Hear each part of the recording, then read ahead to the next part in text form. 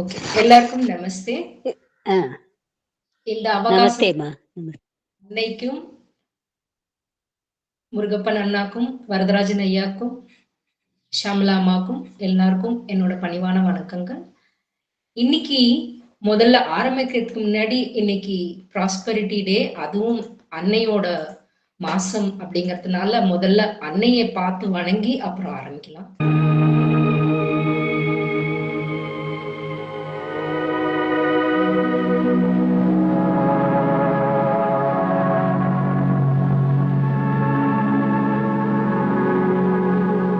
Imagine conducting every part of your research only on one platform. Sorry, அது ஆடுக்கு போயிடுத்து. ஒரே ஒரு நிமிஷம்.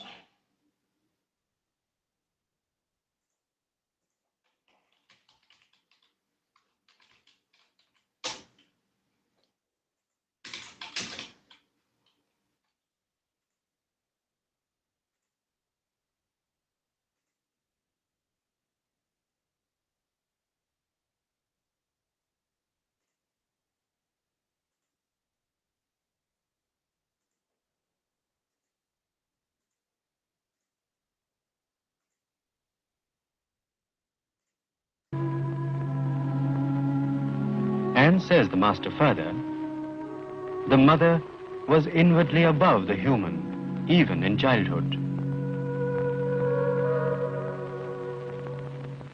The mother's ancestors had settled down in France, coming from the Middle East. But such accounts of background would hardly explain her personality. As she said later, I belong to no nation, no civilization, no society, no race, but to the divine. I give obedience to no master, no ruler, no law, no social convention, but to the divine. Extraordinary in consciousness. She was often in a yogic pose at the age of 4. In the woods of Fontainebleau, amid trees 2000 years old, she used to pass into trances. Between the age 11 and 13, a series of psychic and spiritual experiences revealed to her not only the existence of God, but man's possibility of uniting with Him, of realizing Him integrally, of manifesting Him upon earth.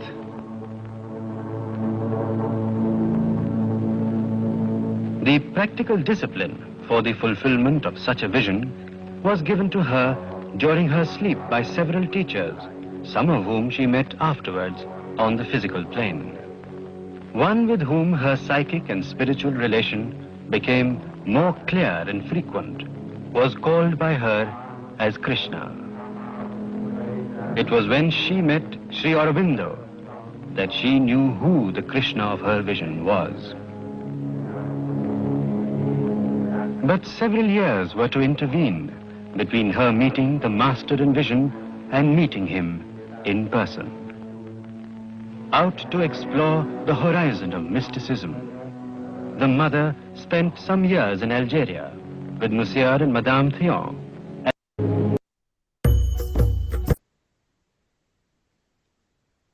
எல்லாருக்கும் நமஸ்தே.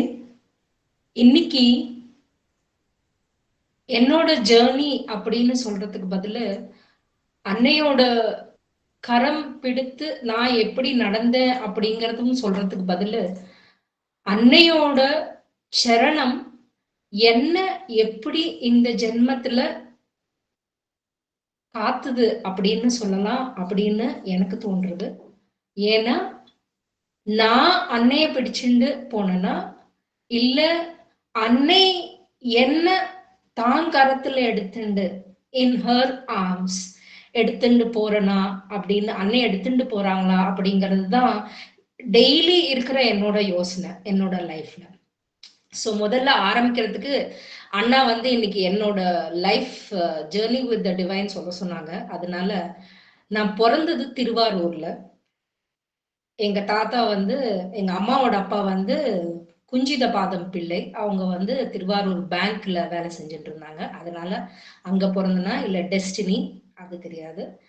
எங்க அப்பாவோட அப்பா உத்தமநாதன் பிள்ளை அவங்க வந்து திருவிடைமருதூர் பெரிய கோயிலுக்கு அவங்க தான் ட்ரஸ்டி. எங்க அப்பா பிறந்தது கொச்சின்ல. ஏன்னா எங்க தாத்தா ரயில்வேல இருந்ததுனால எங்க அப்பா பிறந்தது கொச்சின்ல, ஆனா நான் பிறந்தது திருவாரூர்ல. எங்க அப்பா ரயில்வேல இருந்ததுனால விஜயவாடால போஸ்டிங்ல இருந்ததுனால விஜயவாடால இருந்து என்னோட பயணம் ஆரம்பிச்சதுன்னு சொல்லலாம், இல்ல திருவாரூர்ல இருந்து ஆரம்பிச்சதுன்னு சொல்லலாம். பட் அன்னையோட இந்த வார்த்தைகள், do not live so much in the outward sensations, withdraw into the depths of the heart, the peace of eternity is there and will help you. இந்த வார்த்தைகள் எனக்கு எப்பொழுதும் நினைவூட்டும். ஒவ்வொரு ஜென்மத்திலையும் இந்த பரிணாமம் இவல்யூஷன்ல நம்மளோட சைக்கிக் பீயிங்க எடுத்துட்டு எப்படி நம்ம வாழ்க்கையை வாழறது அப்படிங்கிறது எனக்கு முதல்ல கொடுத்த ஃபர்ஸ்ட் வேர்டிங்னு சொல்லலாம். இது அன்னை கொடுத்த இந்த வேர்டிங். ஸோ இன்னைக்கு நான் ஒரு என்ன சொல்லலாம், ஒரு ரிப்போர்ட் கார்டு. எனக்கு இந்த வாழ்க்கையில இந்த ஜென்மத்துல அன்னை கொடுத்த அந்த அனுக்கிரகம் எப்படி கிரகணத்தெல்லாம் கூட நவுத்தி வச்சு அனுக்கிரகங்கிற அந்த வருஷத்தை அன்னை பொழிஞ்சாங்க அப்படிங்கிறது தான் இதுல என்னோடது அப்படிங்கிறது கிடையாது. அன்னையோட அனுகிரகத்தை மட்டுமே நான் உங்களுக்கு எல்லாருக்கும் சொல்லணும்னு ஆசைப்படுறேன். சோ முதல்ல பிறந்த பிறகு விஜயவாடால இருக்கும்போது அன்னையோட அந்த உறவு, சைத்திய புருஷன், சைக்கிக் பீயிங், அது நம்மளோட இன்னர் கால். நான் சின்ன பிள்ளையா இருக்கும் போது ரொம்ப ஒரு 2-3 வயசு நாள் நமக்கு அந்த நினைவு தெரிஞ்ச நாள்ல இருந்து எனக்கு முதியோர்கள், அதாவது இந்த தெலுங்குலயோ இல்ல தமிழ்லயோ விடோஸ் இருந்தாங்கன்னா தலையில பிராமணவங்க அந்த இது கட்டிப்பாங்க இல்லையா, தலையில போட்டுப்பாங்க இல்லையா, அவங்கள பார்க்கணும்னா ரொம்ப ஒரு ஆர்வம் இருக்கும். ஆனா அத பாக்குறதே, ஏன் அவங்கள பாக்குறேன், ஏன் எனக்கு அவங்கள ரொம்ப பிடிக்குது, அவங்கள்ட்ட உட்காந்து ஏன் நான் ரொம்ப பேசிட்டே இருக்கேன் அப்படிங்கிறது எனக்கு வெளி பாடியான என்னோட பிசிக்கல் பாடிக்கு எனக்கே புரியாது. ஏன் நான் இப்படி பண்றேன், ஏன் நான் தேடுறேன், இந்த மாதிரி தலையில துணி போட்டிருக்கிறவங்கள நான் ஏன் தேடுறேன் அப்படிங்கிற அந்த உணர்வு எப்பவுமே இருந்துட்டே இருக்கும். ஆனா நான் தேடிட்டே இருப்பேன். பார்த்துட்டு இவங்கள இவங்க இல்ல, இவங்கள இவங்க இல்ல அப்படிங்கறது தேடல் ஆரம்பிச்சது. ஒரு வாட்டி ஒரு மாலா மாமி இருந்தாங்க அந்த ரயில்வே குவார்டர்ஸ்ல. அவங்க வீட்டுல மாலாவோட பாட்டி வந்திருந்தாங்க. அவங்களோட உட்காந்து கதை பேசிட்டே இருந்துட்டு எங்க அம்மாவுக்கு கோவம் வந்து வீட்டுக்கு வரலன்னு சொல்லிட்டு போய் அவங்க விட்டு சொல்லிட்டு கூட்டின்னு வந்து என்னை ஸ்டோர் ரூம்ல போட்டு பூட்டி வச்சுட்டாங்க ஒரு நாள் முழுக்க. ஏன்னா நீ பாட்டு அவங்க வீட்டுல போய் அப்படியே உட்காந்துட்டியா, அது தப்பு இல்லையா, நீ பொண்ணாட்டி பண்ண இல்லையா அப்படின்னா நான் அதெல்லாம் கூட சட்டை பண்ணல. ஏன்னா என்னோட இன்னர் கால், இன்னர் ஆஸ்பிரேஷன் என்ன இருந்தது அப்படின்னா, நான் அன்னைய தேடின்னு இருந்தேன். அந்த தலையில போட்டிருக்கிற அந்த துணி, அந்த அந்த உருவத்தை பார்த்து இதுதானா இது இல்ல, இதுதானா இது இல்ல, அந்த தேடல் இருந்தது ஆரம்பிக்கிறது. சோ அன்னையோட இந்த திருமுகத்துக்காக ஆரம்பிச்ச அந்த தேடல், அந்த கருணை, அந்த அந்த ஹஸ்தம், அதுக்காக தேடின்னு இருக்கும் போது இது எங்க தாத்தா வீடு மாடி போர்ஷன் மேரியே இருக்கிற ஒரு படம் எடுத்து வச்சிருக்கேன். இது வந்து பாண்டிச்சேரியில இருக்கிற பகவானோட வீடுன்னு போட்டிருக்காங்க. அது எனக்கு தெரியாது. பட் இந்த பால்கனி, தாத்தா வீட்டு மாடியில இருக்கிற இந்த பால்கனி இதே மாதிரிதான் இருக்கும். அந்த செவுரெல்லாம் பாசி பிடிச்சு போயிருக்கும், காஞ்சி போயிருக்கும். இந்த பாசி பிடிச்ச அந்த செவுத்த பார்த்தா எனக்கு ஏதோ தெரியாத ஒரு ஞாபகம் வரும். ஆனா அது என்னன்னு புரியாது. ஆனா ஏதோ தோணின்னு இருக்கும். ஆனா என்னங்கிறது என்னால வெளியில சொல்ல முடியாது. ஆனா அதை பார்த்துட்டே இருக்கணும் அப்படின்னு ஒரு மனசுக்குள்ள அந்த ஒரு ஆசை இருந்துட்டே இருக்கும். அதனால தாத்தா வீட்டுக்கு போனோம்னா உடனே ஃபர்ஸ்ட் பால்கனிக்கு போய் ஒரு வாட்டி எல்லா செவத்தையும் தொட்டு பார்த்துட்டு அந்த கார்னர்ல இருந்து இந்த கார்னர் மட்டும் தொட்டு பார்த்துட்டு கீழே இறங்கி வந்துருவேன். அடுத்தது வந்து தாத்தாவோடைய சேர். இது நீங்க நினைக்கலாம், இது என்ன பகவானோடைய உட்கார்ந்து இருக்கிற சேர் இல்லையா அப்படின்னா, இதே மாரி சேர் எங்க தாத்தா கிட்ட இருந்தது. அதாவது எங்க அப்பாவோட அப்பா, திருவிடைமருதூர்ல இருந்த எங்க அப்பாவோடைய அப்பா, அவங்க பேரு உத்தமநாதன். அவங்க உட்கார்ந்து இருக்கிற இந்த சேர் எனக்கு ரொம்ப பிடிக்கும். ஏன் தெரியாது. அந்த சேரை சுத்தி சுத்தி வருவேன். தாத்தாக்கு தலை சீவி விடுறம்பேன், முதுகு சொறிறம்பேன், எல்லாம் பண்ணுவேன். பட் நான் போறது தாத்தாக்காக இல்ல, அந்த சேருக்காகங்கிறது எனக்கு தெரியும். ஆனா ஏன் அப்படி ஒரு பைத்தியம் மாரி பண்ணிட்டு இருக்கேன்னு என் வெளியில இருக்கிற என்னோட உடம்பு கேட்டுட்டு இருக்கும். என்னமோ பண்றேனே, என்ன பண்றேன்னு புரியலையே அப்படின்னு. எங்க தாத்தா வீட்டுக்கு எதிர்த்தாப்புல இருக்கிற வீட்டுல அந்த மாமா வீட்டு, அதாவது அந்த அவங்க வெளியில இருக்கிற அந்த ஓடு பாத்தீங்கன்னா இதே மாரி இருக்கும். இத பார்த்தா ஏதோ ஒரு ஞாபகம் வரும். ஆனா அது என்ன ஞாபகம் புரியாது. தாத்தாவுக்கு பக்கத்துல ஒரு பெஞ்ச் இருக்கும். அந்த பெஞ்ச்ல படுத்துட்டு இப்படி படுத்துட்டு பார்த்தோம்னா இதே ஆங்கிள் தான் அந்த பிளேஸ், அந்த அந்த வீடு தெரியும். அந்த ஓடு, அது மேல பூனை எல்லாம் போறது எல்லாம் தெரியும். இத பார்த்தா ஏதோ ஒரு ஞாபகம் வரும். ஆனா அது என்னன்னு புரியாது. ஆனா அதை பார்த்துட்டே இருக்கணும் அப்படின்னு தோணும். அது பக்கத்துல ஒரு தென்னை மரம் இருக்கும். அந்த மரத்துல இருந்து எல்லா ஜீவராசிகளும் போயிட்டு இருக்கும். பட் இந்த ஒரு பிம்பம் எனக்கு ஒரு அட்ராக்ஷனா இருந்தது. பட் அது ஏன்னு தெரியாது. அப்புறம் எனக்கு ஒரு ஸ்கூல்ல வந்து இங்கிலீஷ்ல செயிலர் அப்படின்னு ஒரு பாடம் இருந்தது, ஒரு லெசன். அதுல இதே படம் அந்த புக்ல, அந்த செயிலர்னா அந்த பயணம் பண்றவர், படவை அந்த அந்த அந்த ஷிப்ல பயணம் பண்றவரை பத்தி கதை. பட் அந்த இந்த ஷிப்பை பார்த்தா எனக்கு ஏதோ தெரியாத ஞாபகம். ஆனா அது ஏன் அப்படின்னு எனக்கு புரியல. நிறைய தேடிண்டே இருப்பான், ஆனா ஏன்னு புரியல. இந்த போராட்டம் நடந்துட்டு இருக்கும் போது அன்னையோட அந்த அனுகிரகம் ஆரம்பம் ஆச்சு. அந்த அனுகிரகம் என்ன பண்ணுச்சு அப்படின்னா, ரயில்வே குவார்டர்ஸ்ல இருக்கும் போது எல்லாரும் ஒரு யூனிட்டி, நிறைய யூனிட்டி இருக்கும். அவங்க எல்லாம் எல்லாரும் மேகசின்ஸ் வாங்குவாங்க. அமுத சுரபி, விகடன், குமுதம், இந்த புக்ஸ் எல்லாம் வாங்குவாங்க. அதே மாதிரி மளிகை சாமான் எல்லாம் கூட சேர்ந்து வாங்கி எல்லாரும் டிஸ்ட்ரிபியூட் பண்ணிப்பாங்க. அந்த மாதிரி இந்த மேகசின் ஒவ்வொருத்தரும் ஒவ்வொரு மேகசின் வாங்கும் போது நாங்கெல்லாம் சின்ன பசங்களா இருக்கிறதுனால நாங்க டிஸ்ட்ரிபியூட்டர்ஸ். ஒவ்வொரு வீட்டுக்கு போய் இந்த மாமி வீட்டுல இது கொடுத்துட்டு வா, அந்த மாமி வீட்டுல இது கொடுத்துட்டு வான்னு அதுக்கு எல்லாரும் போயிட்டு இருக்கிறது. ஸோ ஃபர்ஸ்ட் டிசம்பர் 1978, நான் பிறந்தது 78 டிசம்பர் மாசம் அமுத சுரபி புக்கு வந்தோடனே எங்க அப்பா புக்கை எடுத்துட்டு வந்து ஆபீஸ்ல இருந்து ரிட்டர்ன் வர்றது சைக்கிள்ல வந்து அந்த புக்கை கொடுத்து இதை கொண்டு போய் மாலா வீட்டுல கொடுத்துட்டு வா அப்படின்னு சொல்லி கொடுத்தோடனே, இந்த அமுத சுரபி புக்கு நீங்கெல்லாம் உங்களுக்கு ஞாபகம் இருக்கும் நல்லாவே, அந்த டெக்ஸ்டர் நல்லா ஸ்மூத்தா இருக்கும். ஸோ எங்களுக்கு தமிழ் லாங்குவேஜ் கிடையாது அங்க.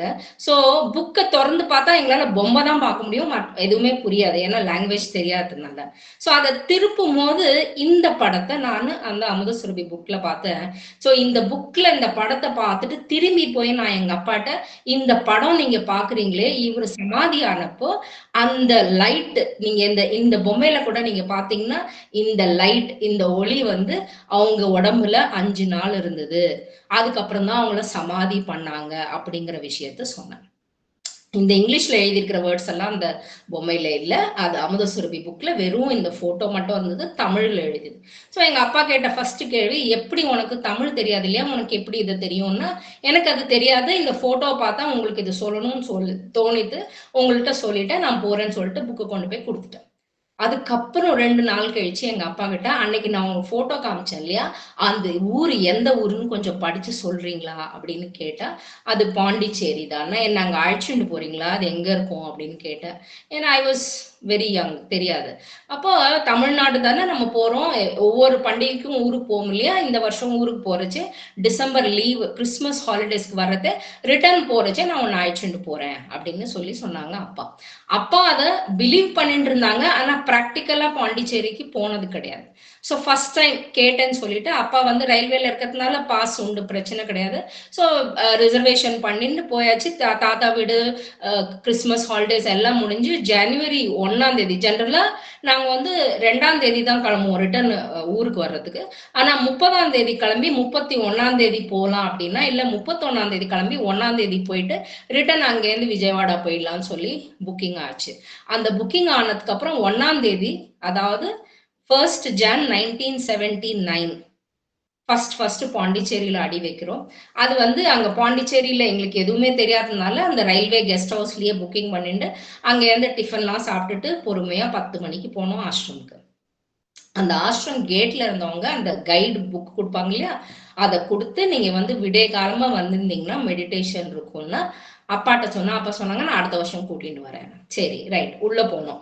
உள்ள போனப்போ என்ன நடந்தது, இந்த அன்னையோட அனுகிரகம், நம்மளோட தேடல் தலாஷ் நடந்துட்டு இருக்கும் போது என் மனசுக்குள்ள இத்தனை வருஷமா பூந்துட்டு இருந்த அந்த தேடல் என்ன பண்ணுச்சுன்னா, இந்த தேடல் பண்ணிட்டு இருக்கும் போது நான் என்ன எப்பவுமே எனக்கு ரொம்ப பிடிச்சது என்னன்னா ஸ்ரீகிருஷ்ணர்.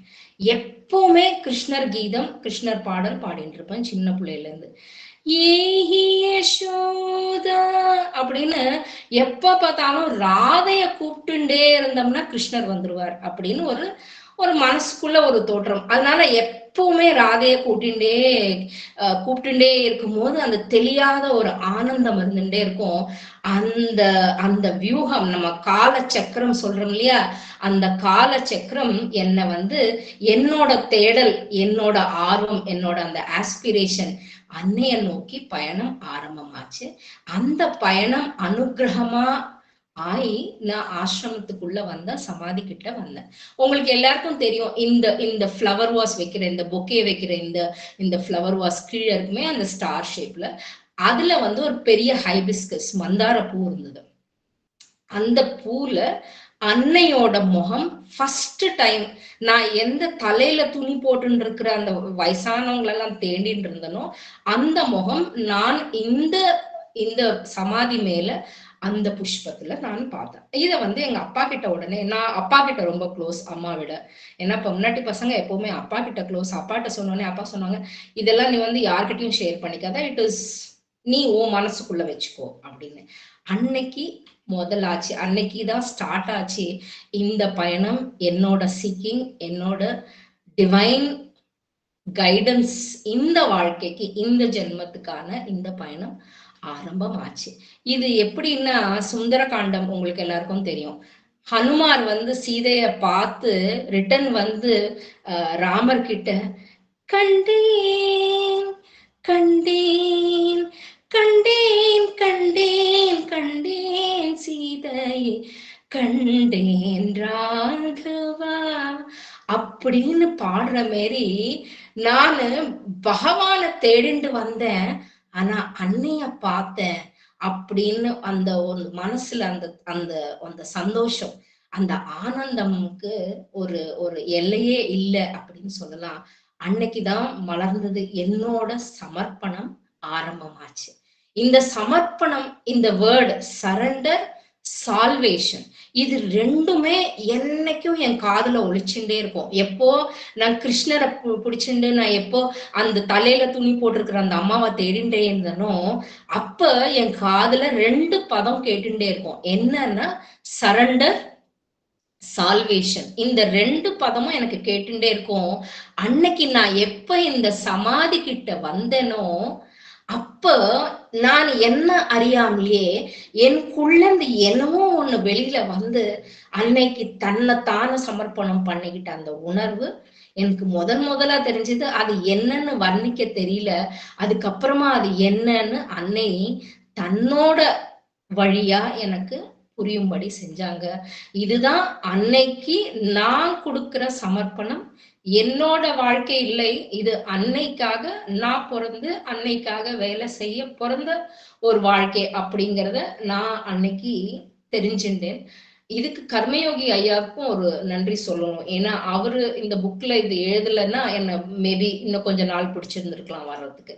ஆனா வெளி உலகத்துல இருக்கும் வாழ்க்கைக்கும் உள்ள இருக்கிற என்னோட இந்த போராட்டத்துக்கும் ஒரு முடிவு தான் வந்ததுன்னு சொல்லலாம்னா இல்ல, அப்பதான் ஆரம்பம். ஏன்னா ஆசிரமத்துல அண்ணே என்ன சொல்றாங்க, ஆசிரமத்துக்கு நீ வந்தேயானா அது கஷ்டங்களுக்கு, கொஸ்டின் மார்க்குக்கு ஃபுல் ஸ்டாப் கிடையாது. அது நிறைய ஆகும், கஷ்டங்களும் நிறைய ஆகும், நமக்குள்ள இருக்கிற அந்த கொஸ்டின் மார்க்ஸ் எல்லாம் நிறைய ஆகும்.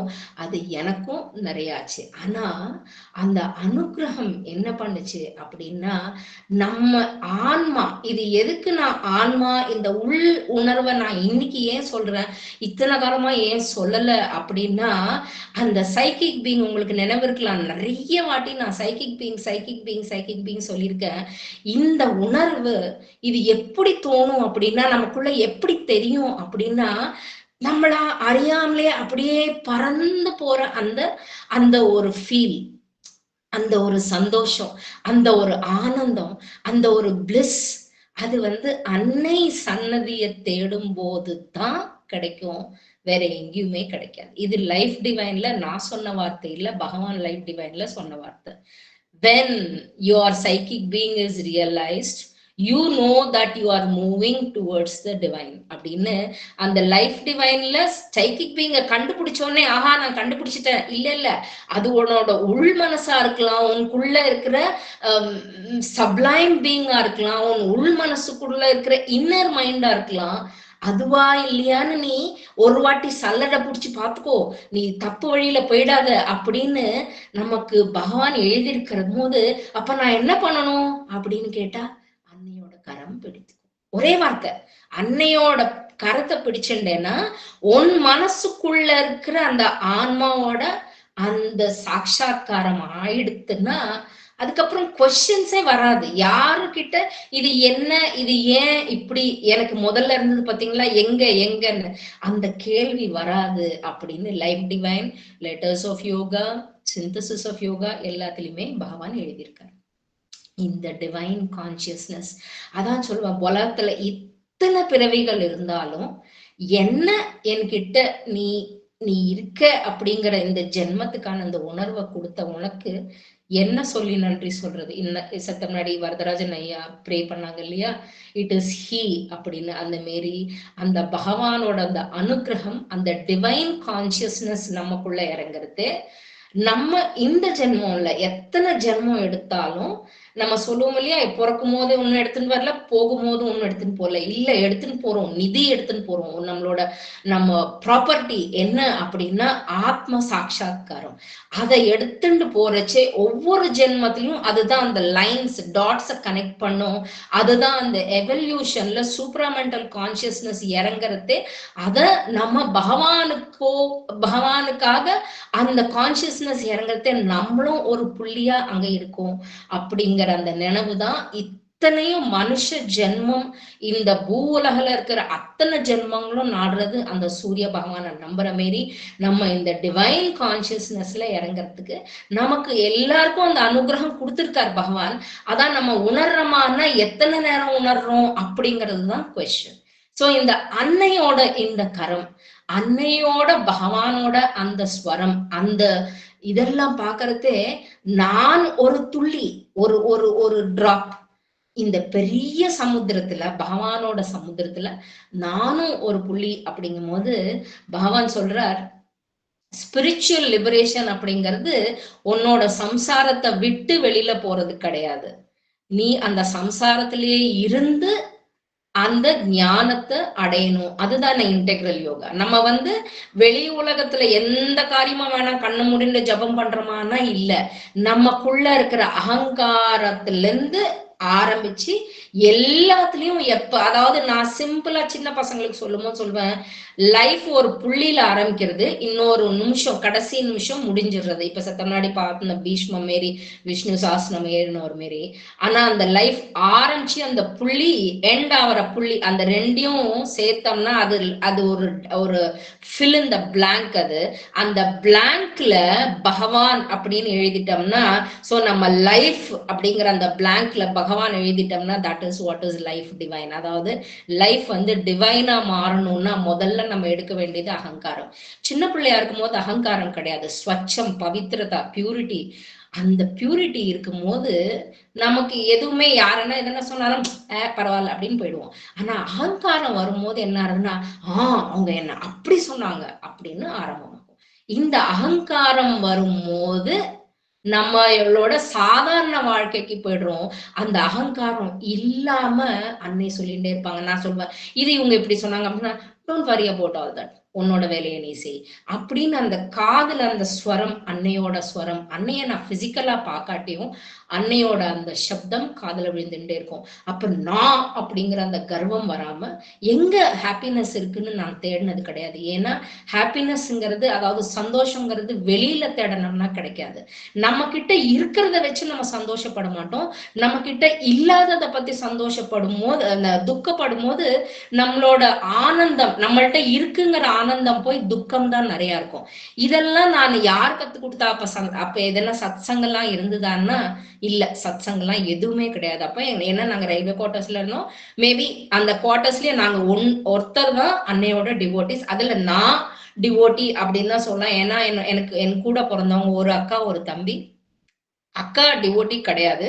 தம்பி ஆசிரமத்துக்கு வருவான், தேங்காய் உடைக்கிற மாதிரி, கோயிலுக்கு போய் தேங்காய் உடைக்கிற மாதிரி உடைச்சிட்டு இது ஏதோ வைட்டல் பிங்கிறாங்க, மென்டலுங்கிறாங்க, எனக்கு ஒண்ணுமே புரியலடின்ட்டு போயிடுவான். ஓகே, சோ இந்த வெளி உலகத்துல எனக்கு எக்ஸ்பிளனேஷன் அந்த டைம்ல யார் கொடுத்தா அப்படின்னா அன்னை பகவான் தான் கொடுத்தாங்க. சோ வெளி உலகத்துல எதானா நம்ம சாதிக்கணும்னு ஓடணுமா, அன்னையே நான் இன்னொருத்தவங்கள பத்தி பார்க்கணுமா, இல்ல இன்னொருத்தர் போறவங்கள பத்தி நான் யோசிக்கணுமா, எந்த வழியா நான் போறது அப்படின்னா அன்னையோட அந்த 12 குணங்கள். நீ என்ன உனக்கு எல்லாம் தெரியும் அப்படிங்கிற கர்வம் இல்லாம ஹியூமிலிட்டி, செத்த முன்னாடி ஷியாமலாமா சொன்னாங்க இல்லையா, அந்த நமக்கு எவ்வளவு தெரிஞ்சாலும் நமக்கு அந்த ஹியூமிலிட்டி நம்மள இருந்ததுன்னா நம்ம கட்டாயம் அடுத்த ஸ்டெப்புக்கு போலாம். அதாவது ஃபர்ஸ்ட் ஆஸ்பிரேஷன், அந்த கால், அந்த தேடல் இருக்கும்போது ஆட்டோமேட்டிக்கா அந்த அனுக்கிரகம் வரும்போது தலை வணங்குறோம் இல்லையா, தலை வணங்கும் போது இந்த 12 குணங்களும் அன்னை நமக்குள்ள வச்சிடுறாங்க. ஆனா அதை நம்ம வச்சதுக்கு அப்புறம், ஆசிரமம் போனதுக்கு அப்புறம் வெளியில வந்தோடனே அதை உதறி தள்ளிட்டு வெளி உலகத்துக்கு வந்துடுறோம் பாத்தீங்களா.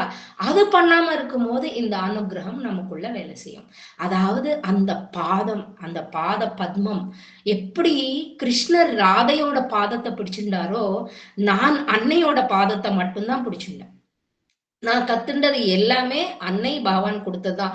சாவித்திரி படிக்கிறது பகவான் வந்து தலையில குட்டு விடுற மாதிரி தோணும். ஏன்னா இது வந்து நீ சரியா படிக்கல, இது தப்பா படிச்ச அப்படின்னு எனக்கு குட்டு விடுற மாதிரி ஒரு ஃபீல் தோணும். என்ன அப்படின்னா, இது தப்பா படிச்ச, இது சரி படி, இப்படி படி அப்படின்னு திருத்தின மாரி எல்லாம் எனக்கு அந்த அந்த அந்த இதெல்லாம் ஃபீலிங் எதுக்கு வந்ததுன்னா, அதுவும் அன்னைக்கு இப்ப ஏன் இப்படி பண்றாங்கன்னா, உன் மூளை வந்து ஒரு குதிரை மாரி ஓடிண்டே இருக்கும். அதை கண்ட்ரோல் பண்றதுக்கு எப்ப நீ பகவானோட என்னோட புக்ஸ் எல்லாம் படிக்கிறியோ, உன்னோட மார்க்கம் சன்மார்க்கமா போறதுக்கு வழி காமிக்கிறது. அதாவது மூளை போற போக்குக்கு விடாம பகவானுக்காக, அன்னைக்காக இந்த உயிரை கொடுக்கறதுக்கு தான் நீ பிறந்த. அதனால அன்னை சொல்றது என்ன, act as per the Divine's will இல்லையா. பகவான் சொல்றபடி நம்ம மூளை யோசிக்கணும்னா அது ரொம்ப கஷ்டமான ஒரு விஷயம். ஏன், எனக்கு இது பிடிக்கும், எனக்கு இது சாப்பிட பிடிக்கும், இல்ல நான் இதை பண்ண பிடிக்கும் அப்படின்னு அந்த நான் அப்படிங்கிறது வரும்போது, பகவான் சொன்னதெல்லாம் தூக்கி குப்பையில போடு, இப்போதைக்கு இதை பண்ணிடலாம், அது அப்புறமா பார்க்கலாம்னு தோணும் இல்லையா. அந்த க்ஷணத்துலதான் அன்னைய கூப்பிடணும். அன்னையே எனக்கு இந்த மாரி தோன்றது, எனக்கு இவங்களை பார்த்தா துவேஷமா இருக்கு, எனக்கு இந்த மாரி பண்ணணும், இத அன்னைய கூப்பிடும் போது அதுக்குதான் அன்னை சொல்றாங்க, கால் மீ கால் மீ. என்னோட ஃப்ரெண்ட் சொல்லுவாங்க, எப்ப பார்த்தாலும் பகவானை கூப்பிட்டுட்டே இருக்கிய, பகவானுக்கு கொஞ்சம் நிம்மதி கொடுன்னா, பகவானுக்கு நிம்மதி கொடுக்கறதுக்காக நான் பிறக்கல, பகவானை தொந்தரவு கொடுக்கறதுக்கு தான் நான் பிறந்தேன் அப்படின்னு சொல்லுவேன். இதெல்லாம் வந்து பாக்குறதுக்கு வெளி உலகத்துல இருக்கிறவங்களுக்கு எல்லாம் என்னை பார்த்தா இவ ஏதோ பைத்தியக்காரி அப்படிங்கிற மாதிரி தோணும். ஏன்னா எப்பவும் நான் புஸ்தகம் கையுமா தான் இருந்தேன். எப்ப பார்த்தாலும் எனக்குள்ள அந்த பர்ஃபெக்ஷன் வரலையே, இன்னும் நான் பகவானை நோக்கி எப்படி போறது. அப்போ நான் என்னோட பிசிக்கலா வந்து இப்ப சாதாரணமா நான் பொம்பளை பசங்கன்னா நிறைய நகை நட்டெல்லாம் போட்டுண்டு அலங்கரிச்சுண்டு தலை நிறைய பூ வச்சுண்டு இந்த மாமி வீட்டுக்கு போ, அந்த மாமி வீட்டுக்கு போ. எப்ப அந்த தேடல் இருந்ததோ அந்த மாமி வீட்டுக்கு போனேன், தேடல் முடிஞ்சிருச்சு, எங்கேயுமே போக மாட்டேன். புஸ்தகம் எடுத்துட்டு உட்காந்தேன்னா ஒரு மூலையில அந்த புக்கை கம்ப்ளீட் பண்றேன்ட்டு அந்த மூலையில இருந்து எழுந்திருக்கவே மாட்டேன். எங்க தாத்தாவோட பசங்க 10 பேர், எங்க அப்பாவோட கூட பிறந்தவங்க 10 பேர். சோ யோசிச்சு பாருங்க, 10 பேர் இன்ட்டு 10 பேர் பசங்க. சோ ஒரு 100 பேர் ஒரு வீட்டுல இருப்பாங்க. தாத்தா வீட்டுக்கு பாட்டி வீட்டுக்கு எல்லாம் போனோம்னா ஒரே கலகலகலகல சவுண்ட் இருக்கும். அதுல 10த்துக்கு வெளியில இருந்து வர்றவங்க இருப்பாங்க, சொந்தக்காரவங்க இருப்பாங்க, எல்லாருமே இருப்பாங்க. ஆனா அந்த புக்கை கையில எடுத்ததுக்கு அப்புறம் அந்த சப்தம் எல்லாம் என் காதுக்குள்ள போகவே போகாது. எல்லாரும் வந்து பக்கத்துல வந்து தட்டினாதான், ஏண்டி இப்படி இருக்க, நீ ஏண்டி இப்படி இருக்கன்னா, எனக்கு தெரியாது, எனக்கு எதுவுமே தெரியாது, என்ன ட்ரெஸ் போட்டிருக்கேன்னு தெரியாது, தலை சீவனா தெரியாது, பல்லு வளர்க்கணும்னா தெரியாது. இப்படி இருந்த எனக்கு என்ன தேடின்னு இருந்தேன் அப்படின்னா, நான் ரொம்ப இம்பர்ஃபெக்டா இருந்தேன் அப்படின்னா, அப்ப அன்னை சொன்னாங்களே இந்த சரீரமும் இம்பார்ட்டன்ட் தான் அப்படின்னா, நான் என்ன சொல்வேன்னா, சரீரம் இம்பார்ட்டன்ட் தான், அலங்கரிக்கிறதும் இம்பார்ட்டன்ட் தான். ஆனா உள்ள அழுக்கு இருந்ததுன்னா வெளி அலங்காரம் வேஸ்ட். அது ரொம்ப நேரம் நிலைக்காது. நான் நிறைய ஃபேஷன் போட்டுண்டு லிப்ஸ்டிக் எல்லாம் போட்டுண்டு வெளியில போனா அது கொஞ்ச நேரம் தான் இருக்கும், கழுவிட்டா போயிடும். ஆனா உள்ள இருக்கிற அந்தரங்கத்துல இருக்கிற அந்த அழகு இருந்ததுன்னா நம்ம எந்த பவுடருமே போட வேணாம், எந்த லிப்ஸ்டிக்கே போட, அந்த இன்னர் பர்ஃபெக்ஷனுக்காக என்னோட அந்த சர்ச், அந்த தேடல் இருந்தது. இந்த போட்டோ நான் எதுக்கு வச்சிருக்கேன்னா, இந்த போட்டோ எங்க அம்மா வீட்டுல இருந்தது. அந்த போட்டோல இந்த தலையில அந்த துணியில பாத்தீங்கன்னா அந்த கிரீடம் வச்ச மாரி அந்த டிசைன். அப்ப நான் சின்ன பொண்ணு தானே, நான் என்ன பண்ணுவேன், அந்த செம்கி எல்லாருக்கும் இல்லையா, அந்த அலங்காரம் பண்ற செம்கி, அதை எடுத்து அந்த கிரீடத்துல வச்சு நான் பாட்டு பாடினேன். அந்த கிரீடத்தை ஒரு கிரீடம் மாரி இந்த துணியில இந்த கிரீடம் மாரி நான் இதை அலங்காரம் பண்ணியிருந்தேன். அதை அலங்காரம் பண்ணினேன். அது அழகா அது மேல எதுவும் ஒட்டாம ஒரு பிளாஸ்டிக் ஷீட் போட்டேன். சோ தட் அது வந்து வெளியில இருந்து தண்ணியோ இல்ல அதுக்கு எதனா அது பனி பெய்ஞ்சாலும் அது வந்து அந்த செம்கி எல்லாம் அப்படியே சிப்பக் ஆயிடும், அதாவது ஒட்டின்னுடும். அது போட்டோவை ஸ்பாயில் பண்ணாம இருக்கிறதுக்கு அதுக்கான எல்லா ஃப்ரேமும் பண்ணி வச்சிருந்தேன். அடுத்த வாட்டி நான் தர்ஷனத்துக்கு ஆசிரமத்துக்கு போனப்போ இந்த போட்டோ கிரீட்டம் வச்சுட்ட ஒரு போட்டோ இருக்கும். அதை பார்த்து ஓ அன்னை ஹஸ் அக்செப்டட் மை கிஃப்ட் அப்படின்னு தோணிது. அதே மாதிரி ஒரு சின்னத்துல ஒரு சாட்டிஸ்பாக்சன் இருக்கும். ஆனா என்னோட இதுல எனக்கு எந்த ஒரு ஆத்தங்கமும் கிடையாது. To see thy victory in all circumstances is certainly the best way of helping it to come. helping இட்டுங்கிறது என்ன அப்படிங்கிற நமக்குள்ள இந்த ஆத்ம சாட்சா்காரம். சோ பூர்ண யோகத்துல என்ன அப்படின்னு கேட்டீங்கன்னா, முதல்ல நமக்குள்ள இருக்கிற அந்த பகவானை தேடுறது, அதை உணர்றது. ரெண்டாவது realisation, psychic search, psychic realisation. அது உணர்ந்ததுக்கு அப்புறம் அதோட யூனியன், அதோட சோலோட நம்ம எப்ப இணைஞ்சதுக்கு அப்புறம் தான் சைக்கைசேஷனே ஆறுது. அதுக்கப்புறமா ஸ்பிரிச்சுவல் ரியலைசேஷன், ஆன்மீகம். அந்த ஆன்மீகத்தோட போகணும்னா நம்ம மனசுக்குள்ள இருக்கிற அந்த பகவான் அன்னையர்ல இருந்து மேல் நோக்கி அந்த சூப்ராமெண்டல் கான்சியஸ்னஸ்ல இருக்கிற பகவானை நோக்கி போகணும்னா அந்த ஸ்பிரிச்சுவல் ரியலைசேஷன். அதுக்கப்புறம் தான் சூப்ராமெண்டல் மேனிஃபெஸ்டேஷன் இல்லையா? 3 அடி, எப்படி 3 அடி அவர் கேட்டாரோ அதே மாதிரி இது 3 அடி. இந்த 3 அடியில நான் எங்க இருக்கேன் அப்படின்னு பார்த்தோம்னா, அன்னைகிட்ட கேட்பேன், நான் இந்த ஸ்டெப் ஆனேன்னா நீ எந்த ஸ்டெப் ஆன, நீ எத்தனை ப்ரோக்ரஸ் ஆன, இது என்ன அப்படின்லாம் நீ தேடாத. ஏன்னா நீ எத்தனை தூரம் வந்தையோ இன்னும் போக வேண்டிய தூரம் நிறைய இருக்கு. அதனால அதை பத்தி யோசிக்காது. அப்ப நான் என்னத்தை பத்தி யோசிக்கணும்னா, எப்பவுமே இன்னர் கான்டாக்டோட இரு. அந்த இன்னர் கான்டாக்ட் அப்படிங்கிறது தான் நம்மளோட இந்த சைக்கைசேஷன். இந்த ஆன்மா நமக்குள்ள இருக்கிற அந்த ஒளி, அது எப்ப நம்ம உணர்றோமோ அதை வந்து நம்ம தெய்வத்துக்கிட்ட தானாவே கூட்டிட்டு போயிடும். இதை நம்ம கேட்க வேணாம். நான் ஃபர்ஸ்ட் ஸ்டெப் போனேனா, 2வது ஸ்டெப் போனேனா, 3வது ஸ்டெப் போனேனா, எத்தனை தூரம் போனேன், நம்ம எதுவுமே கேட்க வேணாம். ஏன்னா நம்ம அந்த தியானத்துல பண்ணும்போது, இன்னொன்னு கூட நான் கவனிச்சேன், ஆசிரமத்துல போனா கூட நிறைய பேர் சாதகர் இருப்பாங்க, மெடிடேஷன் பண்ணி முடிஞ்சதுக்கு அப்புறம் ரொம்ப சிடுன்னு பேசிட்டு இருப்பாங்க. இல்ல வெளியில நம்ம பூஜை பண்றவங்க, நம்ம பெரியவங்களாவா இருக்கலாம், நிறைய பேர் பார்த்திருக்கோம் வெளியில. எல்லா விஷ்ணு சஹஸ்ரநாமம்ல இருந்து லலிதா பாராயணம்ல இருந்து நமக்கம் சமக்கம்ல இருந்து கந்த சஷ்டி கவசம்ல இருந்து எல்லாம் பாடுவாங்க, எல்லா பூஜையும் பண்ணுவாங்க. அந்த வெளியில வந்து எல்லாரையும் செபிச்சுட்டு இருப்பாங்க இல்லையா? அப்ப அது புண்ணியம் என்ன அப்படின்னா, வெளியில இருக்கிற அவங்களோட அகங்காரம் இன்னும் வெளியில போல, அது இன்னும் உள்ளேயே இருக்கு இல்லையா? அந்த கதவை பூட்டி வச்ச அந்த பூட்டுக்குள்ள அந்த அகங்காரமும் இருக்கு, பகவானும் இருக்காரு. அப்ப அந்த பகவான் இருந்து புண்ணியம் என்ன இல்லையா? இப்ப நம்ம அல்ஜீப்ரா பாத்தீங்கன்னா, மேத்ஸ்ல பிளஸ் மைனஸ் எத்தனை நம்மள பாசிட்டிவிட்டி இருந்தாலும் ஒரே ஒரு மைனஸ் என்ன பண்ணிடுறது, மைனஸ் ஆயிடுறது இல்லையா? So plus into minus minus ஆயிடுற மாரி நமக்குள்ள எத்தனை நல்ல குணங்கள் இருந்தாலும், ராவணனுக்குள்ள அத்தனை பக்தி இருந்தாலும் அந்த ஒரு வேண்டாத குணம் இருந்ததுனால தானே ராமாயணமே வந்தது கரெக்ட் தான், பட் அந்த யுத்தம் ஆகாம இருந்திருக்கும் இல்லையா? அந்த அகங்காரத்தை நம்ம எப்ப விட்டுடுறோமோ, அது விடுறதுக்கு முதல்ல நம்ம அதுக்கு இடைஞ்சல் கொடுக்கணும், அது நமக்கு இடைஞ்சல் கொடுக்க கூடாது. எப்படின்னு பாத்தீங்கன்னா, இது சொல்றதெல்லாம் ரொம்ப ரொம்ப ரொம்ப ரொம்ப ரொம்ப ரொம்ப ரொம்ப ஈஸி, பட் பிராக்டிக்கலா வரும்போது ரொம்ப கஷ்டம். யாரன்னா ஒரு வார்த்தை சொல்லிட்டாங்கன்னா அதை பிடிச்சுண்டே யோசிச்சுண்டே 1 நாள் 2 நாள் 1 வாரம் 1 மாசம் போயிட்டே இருக்கும். அதை விட்டுட்டு நான் எதுக்கு பிறந்தேன், நான் இந்த பூமியில எதுக்கு இருக்கேன், என்ன செய்யறதுக்காக பிறந்தேன், இந்த இடத்துல ஏன் பிறந்தேன், ஆசிரமத்துக்கு எதுக்கு வந்தேன், என்ன செய்யறதுக்காக அன்னை என்ன கூப்பிட்டாங்க, இதெல்லாம் கேட்கும் போது நீங்க ஆசிரமத்துக்குள்ள போறச்சே இப்பெல்லாம் அதை சாத்திட்டாங்க. ஒரு இது போட்டு அந்த ஃபர்ஸ்ட் என்ட்ரன்ஸ் ரிசப்ஷன் கிட்ட பகவானோட போட்டோ, சமாதி போட்டோ 2 இருக்கும். அப்போல்லாம் இப்போ சாத்திட்டாங்க. அந்த போட்டோவை பாக்குறது தெரியாத ஒரு ஈர்ப்பு, அது வந்து அப்படியே அட்ராக்ட் பண்ணி அதுக்குள்ள நம்மளை எடுத்துட்டு போயிடுற மாரி அந்த ஒரு ஃபீல். அந்த ஃபீல் என்ன பண்ணுது அப்படின்னா, நமக்குள்ள இருக்கிற ஆன்மாவை தட்டி எழுப்புது. எதுக்குன்னா, இந்த ஜென்மத்துல நிறைய சம்பாதிக்கணும், நிறைய சாதிக்கணும், எனக்கு இது வேணும், எனக்கு அது வேணுமானா இல்ல, ஆன்ம சாட்சாத்காரத்துக்காக போகணும். இதை நான் உணர்ந்துட்டேன். அப்போ ஆரோவில் கன்ஸ்ட்ரக்ஷன்ல இருந்தது. அதுக்கப்புறம் கன்ஸ்ட்ரக்ஷன் ஆனதுக்கு அப்புறம் எனக்கு புரிஞ்சது என்னன்னா, கீழே இருக்கிற அந்த நான் அன்னையை நோக்கி பயணம் செஞ்சு உள்ள போனதுக்கு அப்புறம் இது ஒரு குழா அப்படின்னு நினைச்சுட்டோம்னா, அதாவது இந்த குழாக்குள்ள நம்ம போனதுக்கு அப்புறம் இந்த குழால இருந்து நம்ம மேல பகவான் கிட்ட போயிட்டு டெய்லி மேல போவோம், கீழே இறங்கி வந்துருவோம். அப்புறம் அந்த குழால இருந்து இருக்கிற அந்த சக்தியை எடுத்துட்டு நான் டெய்லி வேலை செய்யணும். இது நான் என்னோட சிம்பிள் லாங்குவேஜ்ல நான் புரிஞ்சுட்டது. இதுதான் பூர்ண யோகம், நான் புரிஞ்சுட்ட பூர்ண யோகம்.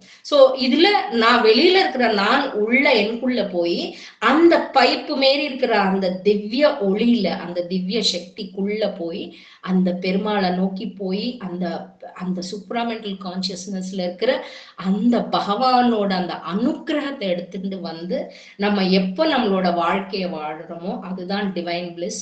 நான் புரிச்சுண்ட இந்த வாழ்க்கை எனக்கு பகவான் கொடுத்த அனுகிரகம் அப்படின்னு தான் நினைக்கலாம். சரி, இதெல்லாம் நல்லாதான் இருக்கு. இது முடிஞ்சு இந்த சமாதி நம்ம மெடிடேஷன் பண்ணி முடிச்சு வெளியில வர்றதே எல்லார டிஸ்டர்பன்சஸும் இருக்கும். ஆனா அந்த சக்தி எடுத்துட்டு வர்றதே நமக்குள்ள அந்த பூர்ணத்துவம் இருக்கிறதுனால என்ன ஆகுதுன்னா அதோட இம்பாக்ட், அதோட பிரபாவம் நம்ம மேல இல்லாம இருக்கும். அதாவது என்னைக்கும் அந்த பேலன்ஸ் ஆன அந்த சிச்சுவேஷன் நமக்குள்ள வரும். அப்ப நமக்குள்ள நம்மளை பாக்குறவங்க என்ன சொல்லுவாங்க, இதெல்லாம் நம்ம யோசிக்கவே கூடாது அப்படிம்பாங்க அன்னை. ஏன்னா அவங்க இது இப்படி இருக்கு, இது அப்படி இருக்கு அப்படின்னு சொன்னா அதுல மறுபடியும் நீ விழுந்துராது. அதாவது வெளியில இருக்கிறவங்களோட உன்னோட சம்பாஷணை எப்படி இருக்கு, அவங்களோட ரிலேஷன் எப்படி இருக்கணும் அப்படின்னா, இன்னொருத்தருக்கும் உனக்கும் என்ன சம்பந்தம், வீட்டுக்காரங்களா இருக்கலாம், வீட்டுல இருக்கிறவங்களா இருக்கலாம், வெளியில இருக்கிறவங்களா இருக்கலாம்.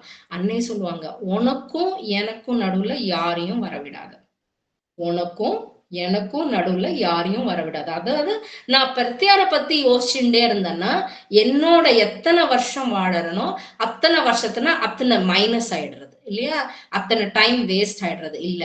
எனக்கும் உனக்கும் நடுவுல யாரையும் வரவிடாத, எனக்குள்ள ஒரு நம்பிக்கையை வச்சுக்கோ. அப்ப என்ன ஆகுதுன்னா கீழே இருக்கிற அந்த பிராணசக்தி அது உற்பத்தி ஆற நம்ம இந்த ஜீவசக்தி, இந்த பிராணசக்தியோட ஜீவசக்தி, அதோட சேர்த்து நம்ம சரீரம் எல்லாம் கூட அந்த ஆத்ம சாட்சா்காரம் அடைஞ்ச பின் பகவானை நோக்கி பயணம். அது சொல்லிண்டே செய்யுமா அப்படின்னா உணர்வுபூர்வமா தெரியும். எப்படி தெரியும் அப்படின்னா பகவான் சொல்வார் லைஃப் டிவைன்ல, ஒரு ஆனந்தம். எதுக்கு ஆனந்தம்? ஒரு கோடி ரூபாய் கிடைச்சதா உனக்கு ஆனந்தமா அப்படின்னா அது வர்ணிக்க முடியாது. இத்தனை ரூபாய் வர்ணிக்க முடியாது. ஏன் அன்னை சொன்னாங்களே, ஒரு 1930s 40s அன்னை சொன்னாங்க, ஒரு ஸ்டேஜ் வரும்போது யாரும் நோட் எடுத்துட்டு போக மாட்டாங்க பணத்துக்கு.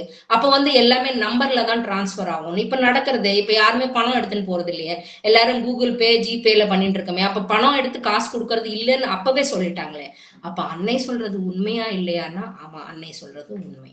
அப்ப நான் அன்னையோட அந்த ஒளியை எடுத்துட்டு நான் வேலை செய்யறது, வெளி உலகத்துல இருக்கிற அத்தனை சஞ்சலங்களும் எத்தனை இருந்தாலும் இந்த இந்த பேலன்ஸ் ஆஃப் மைண்ட் இருக்கிறது. என்ன பண்ணணும்னு எந்த கொஸ்டின்ஸ் நம்மள இருக்கோ எப்பவுமே ஒரு பேலன்ஸ் பண்ண முடியும். எப்போ எது உண்மை, எது கரெக்ட், எது தப்பு, எது உண்மை, அந்த உண்மை அந்த ட்ரூத் அப்படின்னு பிடிச்சுட்டே போனோம்னா பகவான சன்னதி நோக்கி அந்த பயணம் கட்டாயம் ஏற்படும்.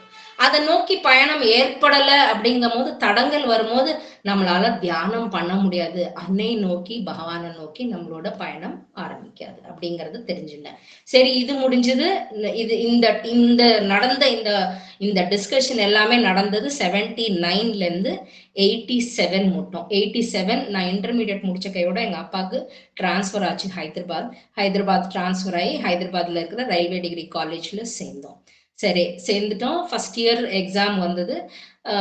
எக்ஸாம் என்னோட சென்டர், நாங்க இருந்தது போய்குடா, என்னோட சென்டர் நாராயண்குடால விழுந்தது எக்ஸாம் சென்டர்.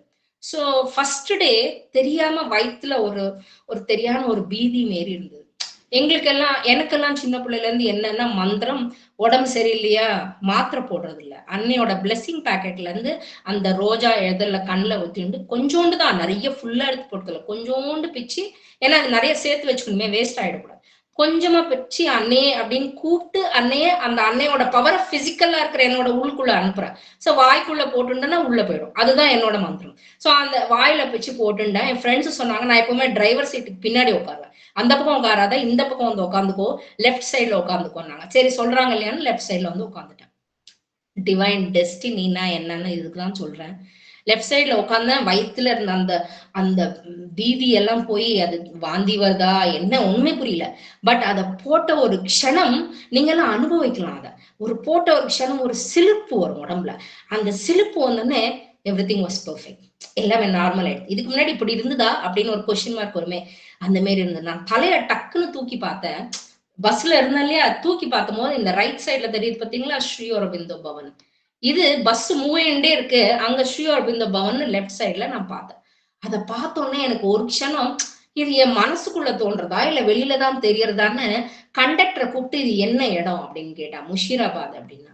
ஓகே ரைட், எழுதிண்டேன் பேப்பர்ல. எக்ஸாம் முடிஞ்சு நான் வீட்டுக்கு போய் அது ரிட்டர்ன் வர்றதே பார்த்துண்டேன். அந்த பவன் உண்மையிலேயே இருக்கா இல்ல என் கண்ணுக்கு அது மாரி நான் எப்பவுமே அன்னையே அன்னையன்னு கூப்பிடுறதுனால அது அப்படி தெரிஞ்சுதான்னு ரைட் சைட்ல உட்காந்துண்டு, ரிட்டர்ன் வரச்ச ரைட் சைட்ல வரும் இல்லையா, உட்காந்துண்டு அது இருக்கா இல்லையான்னு பார்த்துண்டு நிர்தாரணம் பண்ணிட்டு அங்கேருந்து நாங்க வீட்டுக்கு போற அந்த டிஸ்டன்ஸையும் கால்குலேட் பண்ணிட்டு வீட்டுக்கு வந்து, அப்பெல்லாம் சைக்கிள் தான், அப்பெல்லாம் பைக் எல்லாம் கிடையாது.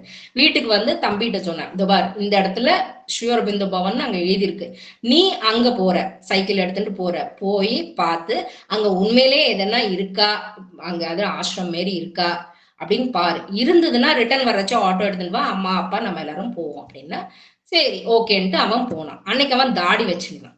ஸோ அங்க போனோடனே அங்க வந்து மன்மோகன் ரெட்டி, நர்சிபாய் மோகன் ரெட்டி, ஷியாம் சாஸ்திரி, அப்புறம் வந்து ராமகிருஷ்ண ரெட்டி, இவங்க எல்லாம் அங்க இருந்தாங்க. மன்மோகன் தாதா அப்படிங்கிறது யாருன்னு கேட்டீங்கன்னா, இப்ப நம்மளோட டாக்டர் ஆனந்த் ரெட்டியோட பெரியப்பா.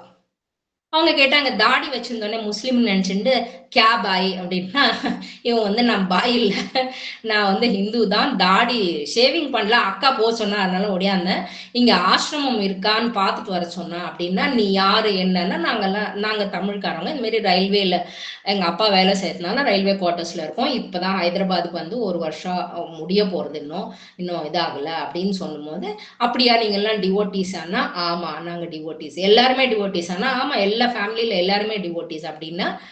அப்போ நீ ஆட்டோ எடுத்துட்டு போய் ஆட்டோ கூட்டின்னு போய் அம்மாவை கூட்டின்னு வரதில்ல, நாங்க வரோம் உங்க வீட்டுக்குன்னு சொல்லிட்டு 3 ஆட்டோல வரிசையில நான் பால்கனில நின்றுட்டு இருக்கேன், இன்னும் வரலையே நின்றுட்டு இருக்கேன்.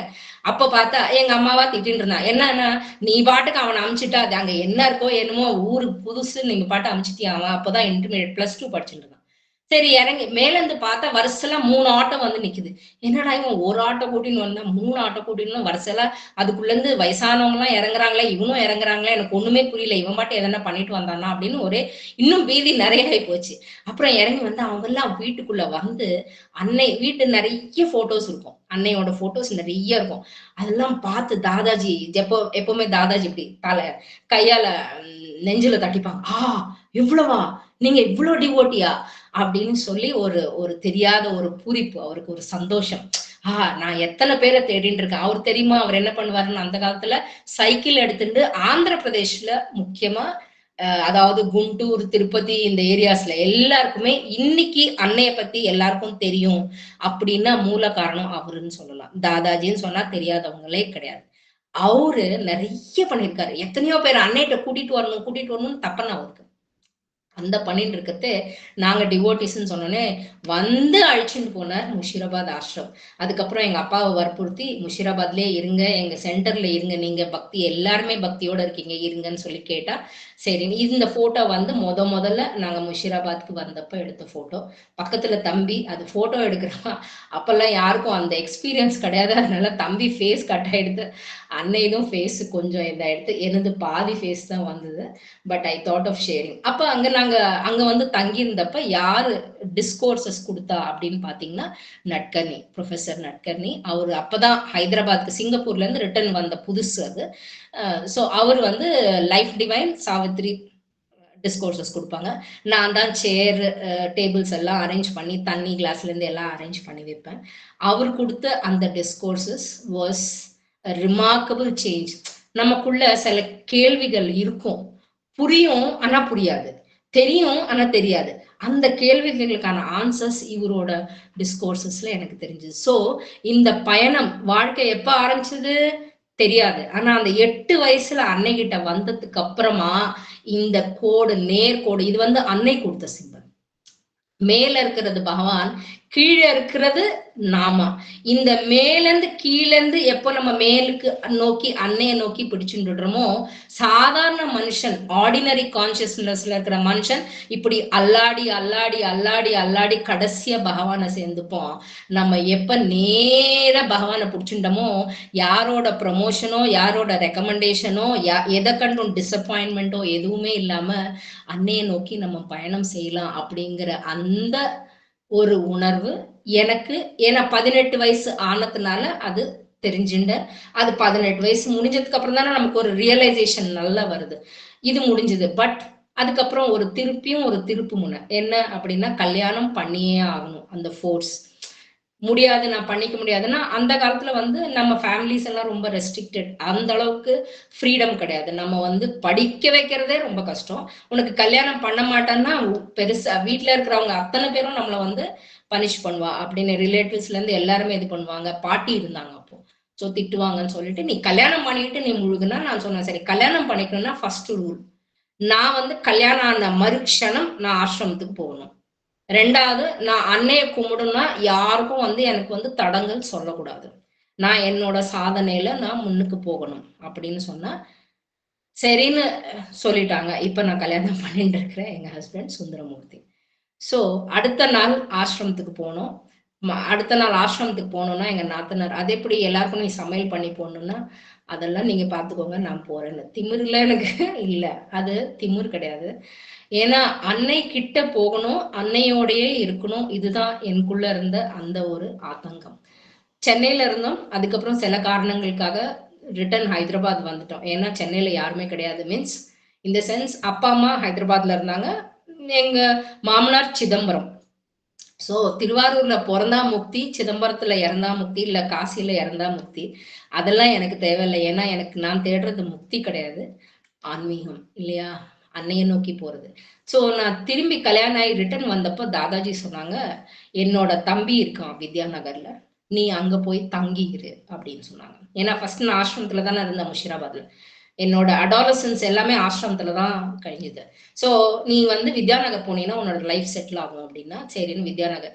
இது பாத்தீங்கன்னா வித்யாநகர்ல இருக்கிற ரிலீக் சென்டர். இப்ப வேற யாருக்கு இது அப்ப இருந்த போட்டோ நான் உங்களுக்கு போட்டிருக்கேன். இது சமாதி ரிலீக் சென்டர். அப்ப கொடுத்தது பகவான் அன்னை இருக்கும்போது அன்னை கைப்பட கொடுத்தது. சம்பக் பாய் இதை இன்ஸ்டால் பண்ணது. அதாவது அந்த காலத்துல அன்னையும் பகவானும் அந்த அனுகிரகம் எப்படி வேலை செஞ்சு அப்படின்னா, இந்த மன்மோகன் தா, மதுசூதன் ரெட்டி, இவங்க 2 பேருமே, அதாவது ஆனந்த் ரெட்டி அவங்க அப்பா இந்த ரிலீக் சென்டரை வைக்கிறதுக்கு முன்னாடி அவங்களும் ஆசிரமத்துல சேர்ந்துடணும் அப்படின்னா, அவங்க அண்ணன் தானே இந்த தாதாஜி, அவங்க ஆசிரமத்துல அவங்க ஆஸ்தி எல்லாத்தையுமே எழுதி கொடுத்துட்டு ஆசிரமத்திலேயே தங்கிட்டாங்க.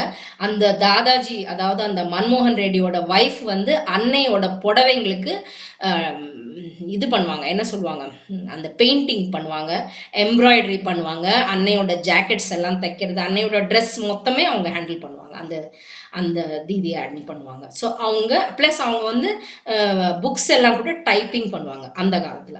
ஸோ அவங்கள மாரி நானும் வந்துடணும், அண்ணா அண்ணி மாரி இருக்கணும்னு சொல்லி அந்த மதுசூதன் ரெட்டி கேட்டப்போ அன்னை சொன்னாங்க, எல்லாருமே இங்கே வர்றதில்ல, நீ அங்க சென்டர் ஓபன் பண்ணுன்னு. அது ஒரு பெரிய கதை, உங்களுக்கு டைம் இருக்கும்போது நான் சொல்றேன். நீங்க செல்லாதீதியை பாத்தீங்க இல்லையா, செல்லாதீதியோட அப்பா இந்த சென்டர். ஸோ இந்த ரிலீக் சென்டர் மேல நடு போர்ஷன்ல அவங்க 2 பேரும் தங்கியிருப்பாங்க. நான் கீழ் போர்ஷன்ல நானும் எங்க ஹஸ்பண்டும் தங்கியிருந்தோம். அப்ப இது மதர்ஸ் ரூம். அங்க அன்னையோட அந்த ரூம். அந்த அன்னையோட ரூம்ல ஒரு தெரியாத ஒரு பவர் இருக்கும். நான் அந்த ஆண்டி கிட்ட சொல்லிட்டு, நான் தான் இந்த இதுக்கெல்லாம் கிளீனிங் பண்ணுவேன். எதுக்கு கிளீனிங் பண்ற, நீ டீச்சர் ஆச்சே, நீ ஒர்க் பண்றியே, ஒரு சர்வெண்ட் விட்டு கிளீன் பண்ணலாம்னா, சர்வெண்ட் விட்டு கிளீன் பண்றா, இதை தொடறதுக்கே ஒரு அனுகிரகம் வேணும். அன்னையோட அந்த பாத கமலம், அதுல செருப்பு இருக்கும், இந்த இது நடு பாக்ஸ்ல செருப்பு ரிலிக்ஸ் இருக்கும். ஸோ அதெல்லாம் தொடறதுக்கே நமக்கு ஒரு அந்த அனுகிரகம் இருக்கணும்னா நமக்குள்ள அந்த ரிசெப்டிவிட்டி இருக்கும், எனக்கு ஒரு அரகத்தை இருக்கணும் இல்லையா. அது இருக்கா இல்லையான்னு எனக்கு தெரியாது. பட் அந்த ஆண்டி செய்ய சொன்னா ரொம்ப ஹாப்பியா போய் செய்வான். எல்லாரும் கிண்டல் பண்ணுவாங்க, என்ன இவ போய் ரூம் எல்லாம் போய் கிளீன் பண்றாங்க வீட்டுல அப்படின்னா, நான் ரூமை கிளீன் பண்ணல, எனக்குள்ள இருக்கிறத கிளீன் பண்ணி எடுக்கிறேன் அப்படின்னு தான் எனக்கு தோணும். இது அந்த மதர்ஸ் ரூம் அந்த ஆசிரமத்துல. இதுதான் அவரோட போட்டோ, ப்ரொஃபசர் மதுசூதன் ரெட்டி. இது அந்த ஸ்கூல். இதுதான் கம்ப்யூட்டர் ஹாலா இருந்தது. அதுக்கப்புறமா அதை மாத்தி இப்ப மெடிடேஷன் ஹாலா ஆக்கியிருக்காங்க. இவர்கிட்ட நான் பையன் உண்டார மட்டும் நான் கன்சீவ் ஆனதுக்கு அப்புறம் ஹெல்த் கண்டிஷன்ஸ்னால ரிசைன் பண்ண வேண்டியதாயிடுது. ஏன்னா இது எல்லாமே floors, first floor, second floor, third floor, அந்த மாதிரி வருஷலா படிக்கட்டு தான் ஏறணும். ஹெல்த் கண்டிஷன்ஸ்னால படிக்கட்டு ஏறக்கூடாது அப்படிங்கிறதுனால ரிசைன் பண்ண வேண்டியது. பையன் வந்து ஏப்ரல்ல பிறந்தான் 96ல. 96 டிசம்பர்ல தான் ப்ரொஃபசர் இவங்கள வந்து பாப்புன்னு கூப்பிடுவோம். பாப்புன்னா தமிழ்ல அப்பான்னு அர்த்தம். ஸோ பாப்பு பாப்புன்னு கூப்பிடுவோம். அவருக்கு வந்து கோவம் என் மேல. ஏன்னா அவங்களோட புக்ஸ், ஆக்சுவலா நான் டீச்சராகவும் இருந்தேன், கம்ப்யூட்டர் டீச்சராகவும் இருந்தேன், சயின்ஸ் டீச்சராகவும் இருந்தேன். பட் இவங்களுக்கு வந்து இவரோட புக்ஸ், அன்னையோட புக்ஸ் எல்லாம் அவங்க எழுதினாங்க இல்லையா, அந்த புக்ஸ் எல்லாமே கம்ப்யூட்டரைஸ் பண்ணி கொடுப்பேன். ஸோ அவங்களுக்கு என்ன கோவம்னா, அவங்களோட புக்கு ஒன்று ஹாஃப்ல விட்டுட்டு போக வேண்டிய நிலை வந்துட்டு. ஏன்னா எனக்கு ஹெல்த் சரியா இல்லாததுனால. அதனால அவங்க அப்பெல்லாம் வந்து நமக்கு மொபைல்லாம் கிடையாது இல்லையா, அதனால பேப்பர்ல ஆட் கொடுத்துருந்தாங்க. He is in a serious situation சொன்னா உடனே அந்த நியூஸ் பேப்பரை பார்த்துட்டு நான் குழந்தைய தூக்கிட்டு போனேன். இவன் 6 மாசம் அப்ப தூக்கிட்டு போனா, உள்ள போனா பாப்பு பாப்பாங்களா, ஒரே ஒரு வாட்டி பாத்துடுறேன்னா, ஆனந்த் பையா ஓகே போ அப்படின்னாங்க. சரின்னு உள்ள போனேன். அப்ப கண்ணு திறக்காம படுத்திருந்தவரு நான் கிட்ட போனோடனே கண்ணை திறந்தாங்க. என் குழந்தை அரவிந்தோட கை கீழே தொங்கின்னு இருந்தது. அந்த கையை பிடிச்சு எனக்கு அவங்க பேசல. ஆனா தம்ஸ் அப் அப்படின்னா என்ன அர்த்தம் அப்படின்னா, விரல் கட்டை விரலை காமிச்சா பையனை பிடிக்கும், எனக்கு வந்து கட்டிஃப், இந்த கடைசி விரல் இருக்குல்ல, சுண்ட விரலா என்ன சொல்வீங்க, அந்த கடைசி விரலை காமிச்சு என்கிட்ட கட்டிஃப் அப்படின்னாங்க. கட்டிஃப்னா கோவம் என்கிட்ட. ஏன் அவங்க வேலையை நான் கம்ப்ளீட் பண்ண முடியாத ஒரு பிசிக்கல் கண்டிஷன்னால. அதுதான் கடைசி நான் அவர் பார்த்தது பிசிக்கலா. நெக்ஸ்ட் டே சேம் டைம் அவர் வந்து அன்னையோட சன்னதியை தேர்ந்தெடுத்துட்டார். ஆனா அவரு பண்ண சேவை அப்படின்னு பாத்தீங்கன்னா, ஆந்திரா தெலுங்கானா அப்படின்னு இப்ப 2 ஸ்டேட்ஸ் ஆயிடுது இல்லையா, அந்த 2 ஸ்டேட்ஸ்லயுமே நிறைய சேவை பண்ணிட்டு இருக்காங்க. இவங்களுக்கு ஜனகாவ்ங்கிறது இங்க இருந்து ஒரு 200 கிலோமீட்டர்ஸ், கிட்டத்தட்ட ஒரு 200 கிலோமீட்டர்ஸ். அங்க வந்து நியூ கிரியேஷன் ஸ்கூல்னு வச்சிருக்காங்க. அது வந்து சம்பக் பாய் வந்து செலக்ட் பண்ணி கொடுத்த இடம். அந்த இடத்துல நிறைய இடத்துக்கு கூட்டிட்டு போனாங்க நம்ம பாப்பு. அவங்க கூட்டிட்டு போனப்போ ஒவ்வொரு இடமா பார்த்துட்டு, இங்க வைக்கணுமா ரிலீக் சென்டர்னா இங்க இல்ல, இங்க இல்ல, அந்த அந்த தப்பன அந்த ஒரு அந்த ஆஸ்பிரேஷன் அவர்கிட்ட அந்த மாரி இருந்தது. ஒவ்வொரு இடமா தேர்ந்தெடுத்து கடைசியா இந்த சம்பக் ஹில்ஸ் இருக்கு ஜனகாவ்ல. நீங்க ஹைதராபாத்துக்கு வந்தீங்கன்னா நான் உங்களை கூட்டிட்டு போறேன். அது உண்மையிலேயே அந்த அந்த ஒரு மலை. ஆனா அங்க போனோம்னாலே தெரியாத ஒரு நிம்மதி. அது சம்பக் பாய் அங்க உட்கார்ந்து தியானம் பண்ணி, இதுதான் இந்த இடம், இங்க எடுத்துக்கோ அப்படின்னு சொன்ன இடம் அந்த நியூ கிரியேஷன் ஸ்கூல். இப்ப நான் என்ன பண்ணிட்டு இருக்கேன், இது என்னோட பையனோட படம். இது பையனோட படம் எதுக்கு வச்சிருக்கேன் அப்படின்னு கேட்டீங்கன்னா, நான் ஸ்கூல்ல ரிசைன் பண்ணிட்டேன் இல்லையா, நான் வேலைக்கு போல. பட் இவன் வந்து 8வது மாசத்துல பிறந்தான். 8 வயசு குறை மாசத்துல பிறந்ததுனால ரொம்ப ஹெல்த் இஷ்யூஸ் வந்துருந்தது. தாதாஜி என்ன சொன்னாரு, இவனை வந்து நீ ஆசிரமத்துக்கு அழைச்சிட்டு வான்னா, 4 வயசுக்குள்ள குழந்தைங்கள அழைச்சிட்டு போக முடியாது. ஸோ he was only 2+ கூட இல்லை. அப்பதான் 2 வயசு தத்தளிச்சு நடந்துருந்ததுதான், பேச்சு வரல. அவனை வந்து ஆசிரமத்துக்கு கூட்டிட்டு போனா யாருன்னா பர்மிஷன் கொடுக்கணுமேனா, நான் வாங்கி கொடுக்குறவனுக்கு ட்ரஸ்டிட்ட பர்மிஷன் சொல்லிட்டு பர்மிஷன் வாங்கி கொடுத்தாங்க. அங்க போனா அங்க கேட்டு கிட்ட இருந்த அங்கிள் வந்து இங்க முஷிராபாத்துக்கு சம்பந்தப்பட்ட சாதகர், பவார் அங்கிள்னு சொல்லிட்டு. அவர் சொன்னார், ஒன்னும் பரவாயில்ல, கீழே விடு, ஒன்னும் ஆகாது அப்படின்னா. இவன் வந்து கீழே இறங்கணும்னு அடம் பண்ணிட்டு இருந்தான். எங்க ஆத்கார் அப்பதான் பொறுமையா ஷூ எல்லாம் கட்டிட்டு இருந்தாங்க, லேஸ் எல்லாம் கட்டி. சரி, இவன் அதுக்குள்ள ஓடுறான், சமாதி கிட்டக்கு இவன் ஓடுறான். இவன் எதனா பண்ணிட போறான்னு சொல்லிட்டு நான் பின்னாடியே ஓடுறேன். என்ன ஆச்சு அப்படிங்கிறது தான் அங்க ஒரு விசித்திரம். ஏன்னா அவனுக்கு பேச வரல, சின்ன குழந்தை, அவனுக்கு நான் எக்ஸ்பிளைன் பண்ண கூட முடியாது. அங்க நேரா அந்த அகர்பத்தி கொடுப்பாங்க இல்லையா, அப்பெல்லாம் இப்ப கொடுக்கறது இல்ல, அந்த அகர்பத்தி கொடுக்குற அந்த அம்மா கிட்ட போனா, அகர்பத்தி வேணுமா அப்படின்னு அவங்க தலையாட்டி கேட்கும் போது ஊன்னு தலையாட்டினான். இவனும் வாய் திறக்கல. தலையாட்டி அந்த அகர்பத்தியை வாங்கிட்டு பக்கத்துல அது இது இருக்கும் இல்லையா, அந்த விளக்குல ஏத்தி இப்படி இப்படி ஆட்டினா. யார் மேல எல்லாம் ஒட்ட வச்சிருவானோன்னு பயம். ஆனா இப்படி ஆட்டினா அதுவும் அணைஞ்சு போச்சு. அந்த அகர்பத்தியை தூக்கிட்டு அப்படியே ஓடினான். சமாதி சுத்தி 3 வாட்டி ஓடினான். நானும் அவன் பின்னாடி ஓடுறேன். நான் கத்த முடியாது, கூப்பிட முடியாது அவனை இல்லையா. அவனை நான் பிடிக்கவும் முடியல என்னால, ஏன்னா அவன் குடுகுடுன்னு ஓடுறான். அது முன்னாடி போயிட்டு அப்புறம் 3 வாட்டி சுத்தினதுக்கு அப்புறம் என்ன பண்ணா, அந்த அகர்பத்தி ஸ்டாண்டு கிட்ட போனோடனே பக்கத்துல உயரமா ஒருத்தர் நின்னாரு. இவன் குட்டையா இருக்கானா, அந்த அகர்பத்தி ஸ்டாண்ட்ல அவனை அதை வச்சுட்டு அவர்கிட்ட கொடுத்துட்டு இவன் முன்னாடி வந்தான். யாரோ சொல்லி கொடுத்த மாரி வந்தான், தலை குனிஞ்சான், சமாதி மேல நமஸ்காரம் பண்ணிண்டான். தலையை தூக்குனா அங்க மின்னலாம் இப்ப கிடையாது, ஒரு பிளேட் வெள்ளி பிளேட்ல வந்து தண்ணி இருக்கும், துளசி இலை இருக்கும். தண்ணி எடுத்து தலையில தெளிச்சுட்டான், துளசியை எடுத்து வாயில போட்டுண்டான், வந்து என்ன தூக்கு அப்படின்னா. எனக்கு வாயில பேச்சு வரல, என்னால எதுவுமே சொல்ல தெரியல, அப்படியே ஸ்டன். அங்க பாத்துட்டு இருந்தவங்களும் ஸ்டன். போதும்டா சாமின்னு அவனை தூக்கிண்டு நான் வெளியில வரும்போது பின்னாடியே ஒரு சாதகர் வந்து you are having a blessed child அப்படின்னாங்க. அது என்னமோ எனக்கு தெரியாது. பட் அவன் இன்னைக்கு அன்னையோட அனுகிரகத்தலோட தான் உயிரோட இருக்கான் அப்படிங்கறத சொல்லலாம். சோ இந்த மாரி ஒவ்வொரு விஷயத்திலயுமே லைஃப்ல நிறைய, ஆனா அது 50 வருஷத்தை கதையை 50 நிமிஷத்துல சொல்ல முடியாது இல்லையா, அதனால நிறைய சுருக்கிடுறேன். சோ இது நான் நடந்துட்டு இருக்கும்போது நான் டீச்சிங் போஸ்ட்ல இருந்து பிபிஓ இண்டஸ்ட்ரிக்கு வந்துட்டேன். பிபிஓ இண்டஸ்ட்ரியில் ஆனதுக்கு அப்புறம் எனக்கு ஒரு ஆக்சிடென்ட் ஆனதுனால முதுகு, அந்த ஆக்சிடென்ட் ஆகி விழுந்தப்போ முதுகுல எலும்பு உடஞ்சு போனதுனால 6 months பெட் ரிடனா இருந்தேன். பெட் ரிடனா இருக்கும் போது யார் வருவா அப்படின்னா நமக்கு எல்லாருக்குமே தெரியும், கஷ்டம் இருக்கும் போது யாரும் வரமாட்டார், பகவான் தான் இருப்பார் அப்படின்னு. ஸோ சர்ஜரி ஆச்சு, ஸ்பைன்ல டிஸ்க் ரீப்ளேஸ்மெண்ட் சர்ஜரி ஆச்சு. அது சர்ஜரி ஆனதுக்கு அப்புறம் 2 years 3 years ஆகணும் ரிகவர் ஆகிறதுக்கு அப்படின்னா, அன்னைய கூப்பிடும் போது எல்லாம் தானா வேலை செய்வோம்பாங்க இல்லையா, அந்த மாரி ரிகவர் ஆகி அப்புறம் எப்படி என்னால ஜாபுக்கு டெய்லி நான் டிராவல் பண்ண முடியாதே அப்படின்னா 2008ல சர்ஜரி ஆச்சு. 2009ல இமீடியட்டா சர்ஜரி ஆன நெக்ஸ்ட் மந்தே ஒரு கால் வந்தது யூஎஸ்ல இருந்து. நான் எப்பவுமே யூஎஸ்க்கு டைரக்டா அப்ப மட்டும் வேலை பார்க்கல, இங்க இருக்கிற பிபிஓ இண்டஸ்ட்ரிக்கு தான் வேலை பார்த்துட்டு இருந்தேன். ஸோ அவங்க கால் பண்ணி வேலை செய்யறியா அப்படின்னு கேட்டா, again that was the divine's grace.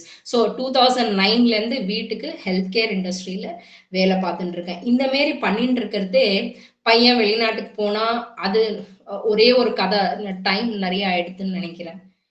1:12 ஆயிடுது. தீதி இன்னொரு எக்ஸ்ட்ரா 10 minutes எடுத்துக்கலாமா? Yes, Didi, please. Thank you. So பையன் ஒரே ஒரு சின்ன இது சொல்றேன். இங்கேருந்து அவன் வெளிநாட்டுக்கு போய் படிக்கணும்னு ஆசைப்படும் போது அவன் வந்து ஏரோஸ்பேஸ் இன்ஜினியரிங் எடுத்துட்டான். ஸோ இங்கேருந்து போறதே அவனுக்கு வந்து விசா வர்றது அவனுக்கு டிலே ஆயிடுது. விசா டிலே ஆனோடனே எப்படி என்ன பண்ண போறேன்னு தெரியல. ஒரு வழியா ஃப்ளைட் ஏத்தியாச்சு அவனை. அவன் ரீச் ஆகிறதுக்குள்ள யூனிவர்சிட்டில இருந்து மெசேஜ் வந்தது, அவன் வந்து டிலே பண்ணதுனால அவன ரூம் வந்து நாங்க வேற இன்னொருத்தருக்கு அலாட் பண்ணிட்டோம், அவனோட ரூம் கிடையாது.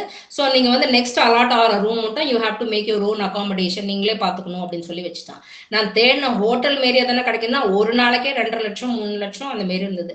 ஒண்ணுமே புரியல. இவங்களும் அப்ப நாங்க காஞ்சிபுரத்துல இருந்தோம். எங்க ஹஸ்பண்ட் வந்து லாய்ட்ஸ்ல ஜிஎம்ஆ வேலை பார்த்துட்டு இருந்தாங்க அங்க. ஸோ அங்க இருக்கிறத இவங்கள்ட்ட சொன்னா, எனக்கு தெரியாது, நீயாச்சு அவனாச்சு, நான் போறேன்னு இவங்க பட்டு பெட்டியை தூக்கிட்டு ஆபீஸ்க்கு போயாச்சு. ஸோ எப்பவுமே நமக்கு கஷ்டம் வரும்போது அன்னைய கதவு தானே தட்டுவோம். உட்காந்து சிஸ்டம்க்கு முன்னாடி உட்காந்து அன்னையே நான் என்ன பண்ணுவேன், இவன் இன்னும் ஃபிளைட்ல இருந்து இறங்கல, இது தெரிஞ்சா என்ன ஆவான், அவனை எப்படி எங்க தங்க வைக்கிறது ஒண்ணுமே புரியல அப்படின்னா, அன்னையோட கைடன்ஸ். இதெல்லாம் நான் எதுக்கு சொல்றேன் அப்படின்னு கேட்டீங்கன்னா, நம்மளோட வாழ்க்கையில அன்னைய எப்படி கூப்பிடுறது, எப்படி அழைச்சிண்டு அன்னை சொல்றபடி செய்யும் போது அந்த வழியில நம்ம எப்படி போறது. ஸோ அன்னை சொன்னாங்க ஃபேஸ்புக் ஓபன் பண்ண. ஸோ ஃபேஸ்புக் ஓப்பன் பண்ணேன், லாகின் பண்ணி மெசேஜ் போடு அப்படின்னு அந்த வார்சா யூனிவர்சிட்டி அந்த மெசேஜ் போடுன்னு மெசேஜ் போட்டேன். மை சன் இஸ் ரீச்சிங் தேர், இன்னும் யூனிவர்சிட்டியில் அகாமடேஷன் ரிஜெக்ட் ஆயிடுத்து, கேன் எனிவன் ஹெல்ப் அப்படின்னு சொல்லி போட்டேன். 5 நிமிஷத்துல ரிப்ளை வந்தது, கைலாஷ்ங்கிற பையன்ட்டு.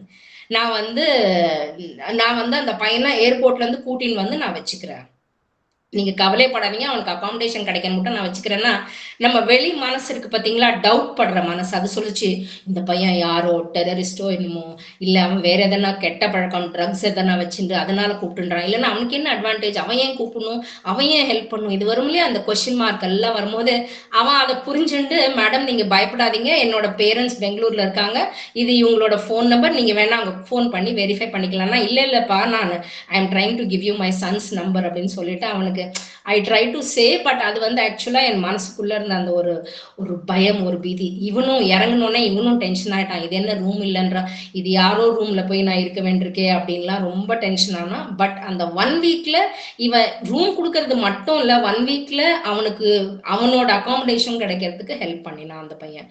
அப்புறம் இன்னொரு பையன் அவனோட சீனியர், அவன் என்ன பண்ணனான் அப்படின்னா, அவன் கல்யாணம் ஆன புதுசு ஒய்ஃபுக்கு வந்து கேன்சர், அந்த கேன்சர் வந்து ஷி வாஸ் கேரிங்.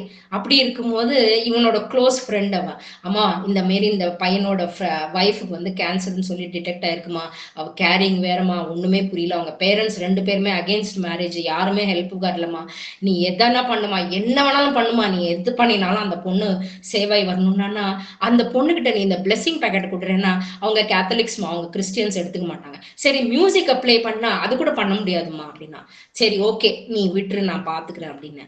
3 மாசம் அந்த பொண்ணு ஷி வாஸ் வாமிட்டிங் பிளட், கேன்சர்ல ஹாஸ்பிட்டல்ல அட்மிட் ஆயிருந்தா. அப்புறம் என் பையன் சொன்னா, நான் ரிசர்வேஷன்லாம் பண்ணிட்டேன் வர்றதுக்கு இந்தியாவுக்கு, நான் கேன்சல் பண்ணிக்கிறேன், ஏன்னா அவன் வந்து தனியா விட்டுட்டு எனக்கு வர பிடிக்கல அப்படின்னா. நான் அன்னைகிட்ட சொன்னேன், ஏமா 3 மாசமா கேட்டுட்டு இருக்கேனே, இந்த பொண்ணை நீ காப்பாத்த கூடாதா, எனக்காக நீ காப்பாத்த கூடாதா, அந்த பொண்ணு எப்படியோ எனக்கு தெரியாது, என் புள்ள வீட்டுக்கு வரணும், நீ காப்பாத்த கூடாதா அப்படின்னு கேட்டேன். அவன் வரலன்னா எனக்கும் ரொம்ப ஒரு பீதியா இருக்கும் இல்லையா, அந்த உயிரை நீ காப்பாத்த கூடாதா அப்படின்னு ஒரே ஒரு வார்த்தை தான் கேட்டேன். நெக்ஸ்ட் ஹாஃப் அன் ஹவர்ல பையன் ஃபோன் பண்றான், அம்மா கேன்சருக்குன்னு பண்ண ஸ்கேனிங்ல நோ கேன்சர்னு வந்ததுமா, பட் பிளட் எப்படி வாமிட் பண்ணான்னு தெரியல, மொத்தத்துல அவளை டிஸ்சார்ஜ் பண்ண போறாங்க நாளைக்கு அப்படின்னு. அவ்வளவுதான். எனக்கு அது நம்ம இந்த அனுபவம்லாம் நமக்கு வர்றதே நம்ம வெளி உணர்ச்சியில இருக்கிற நம்ம அந்த மனசு கேட்கிற கொஸ்டினுக்கும் உள்ளேந்து கதவு கல்லை வச்சு அடிச்சு புரிஞ்சுக்கோ நீலா, நீ புரிஞ்சுக்கோ, நான் இருக்கேன், நான் பாத்துக்கிறேன்னு சொல்லும் போது உனக்கு என்னத்துக்கு கவலை, உனக்கு என்னத்துக்கு டவுட் அப்படிங்கிற அந்த அந்த தலையில குட்டு விடுவாங்கன்னு சொன்னனே பகவான், அந்த குட்டு எப்பவுமே விழுந்துட்டே இருக்கு. எப்பக்கு உணர்வனோ நான் அப்படின்னு நினைச்சுப்பேன். ஆனா இன்னொரு மிரக்கில் என்ன பண்ணாங்க தெரியுமா, அந்த குழந்தை வயித்தோட இருந்தால, அந்த குழந்தை என்னைக்கு பிறந்ததுன்னு கேட்டீங்கன்னா ஏப்ரல் 24th தர்ஷன் டே அன்னைக்கு பிறந்தது அந்த குழந்தை. சோ வாழ்க்கையில எத்தனையோ பிரச்சனைகள். ஆனா நான் என்னைக்கும் போய் எந்த சத்சங்கும் நான் அட்டென்ட் பண்ணது கிடையாது. ஹைதராபாத் வந்ததுக்கு அப்புறம் கூட ஜஸ்ட் ரிலீக் சென்டர்ல இருப்பேன். நிறைய பேர் நீங்க பாத்தீங்கன்னா ரிலீக் சென்டர்லாம் போனா, நான் பூ வச்சேன், நான் அழகா வச்சேன், நான் தான் மாலை நல்லா தொடுத்தேன். பூவை வச்சது நீ, பூவை கிரியேட் பண்ணது நீயா இல்ல, பூவை உன்கிட்ட எடுத்துட்டு வந்தது யாரு, நீயா இல்ல, நீ காசு கொடுத்து வாங்கணுமே இருக்க, வாங்கணும்னா அது உன்னோடது ஆயிடுமா, ஆகாது.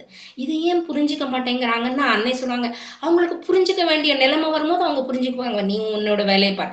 கிளீன் பண்ணணும்னா சமாதி யாருக்குமே பிடிக்காது, பூ வைக்கணும்னா மட்டும் ரொம்ப சந்தோஷம், ஏன்னா அந்த பூ வச்சா இந்த அனுகிரகம் வரும், கிளீன் பண்ணா இன்னும் அனுகிரகம் வருமே, இது ஏன் தெரியும், சரி நான் கிளீன் பண்றேன், ஒன்னும் பிரச்சனை இல்லை, நான் கிளீன் பண்றேன்.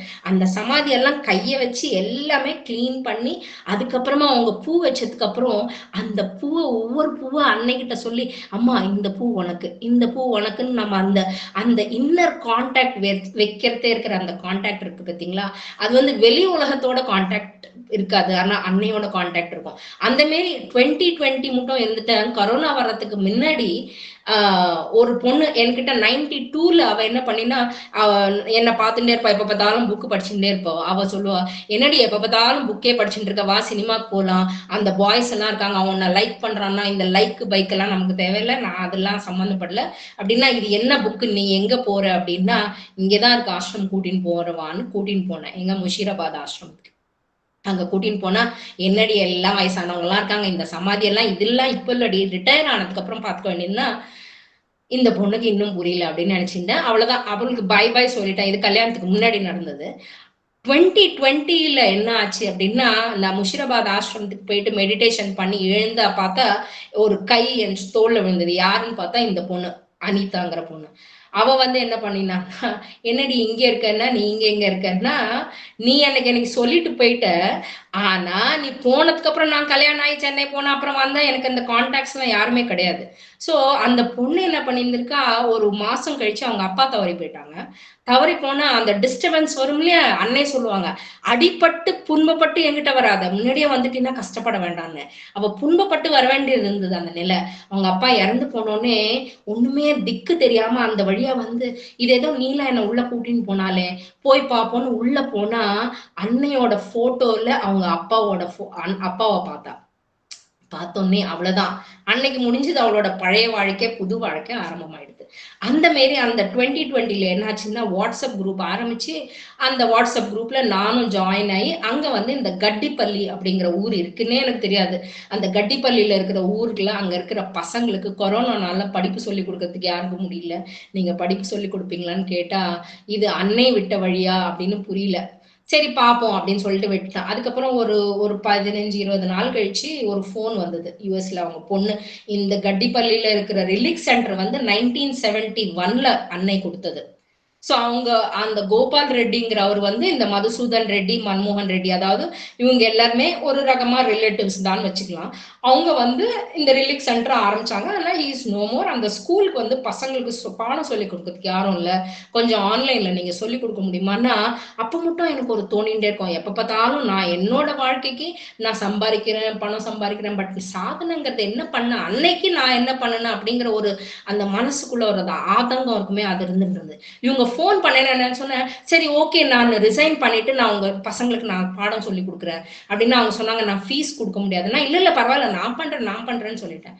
அதுக்கப்புறமா போன் வச்சதுக்கு அப்புறம் உணர்ந்தேன், ஐயோ பையன் வெளிநாட்டுல இருக்கானே, அவனுக்கு நான் பணம் அனுப்பணுமே, நான் பாட்டு பைத்தியக்காரி மாரி நான் ரிசைன் பண்ணிடுறேன்னு சொல்லிட்டேனே அப்படின்னு சொல்லிட்டு எங்க ஆத்து தட்டு போயிட்டேன். நீ என்ன வேணாலும் பண்ண, என்கிட்ட வராது அப்படின்ட்டாங்க. சரியா போச்சா. நமக்கு யாரு கதவு எங்க தட்டுவோம், அன்னைகிட்ட உட்காந்து என்னம்மா நீ இந்த மாதிரி தோணித்து நான் இந்த மாதிரி பண்ணிட்டேனே, பையனுக்கு நான் என்ன பண்றதுன்னா, அகைன் வித்தின் 15-20 மினிட்ஸ் கால் வருது பையன்ட்டு இருந்து. அம்மா எனக்கு வேலை வந்துடுது.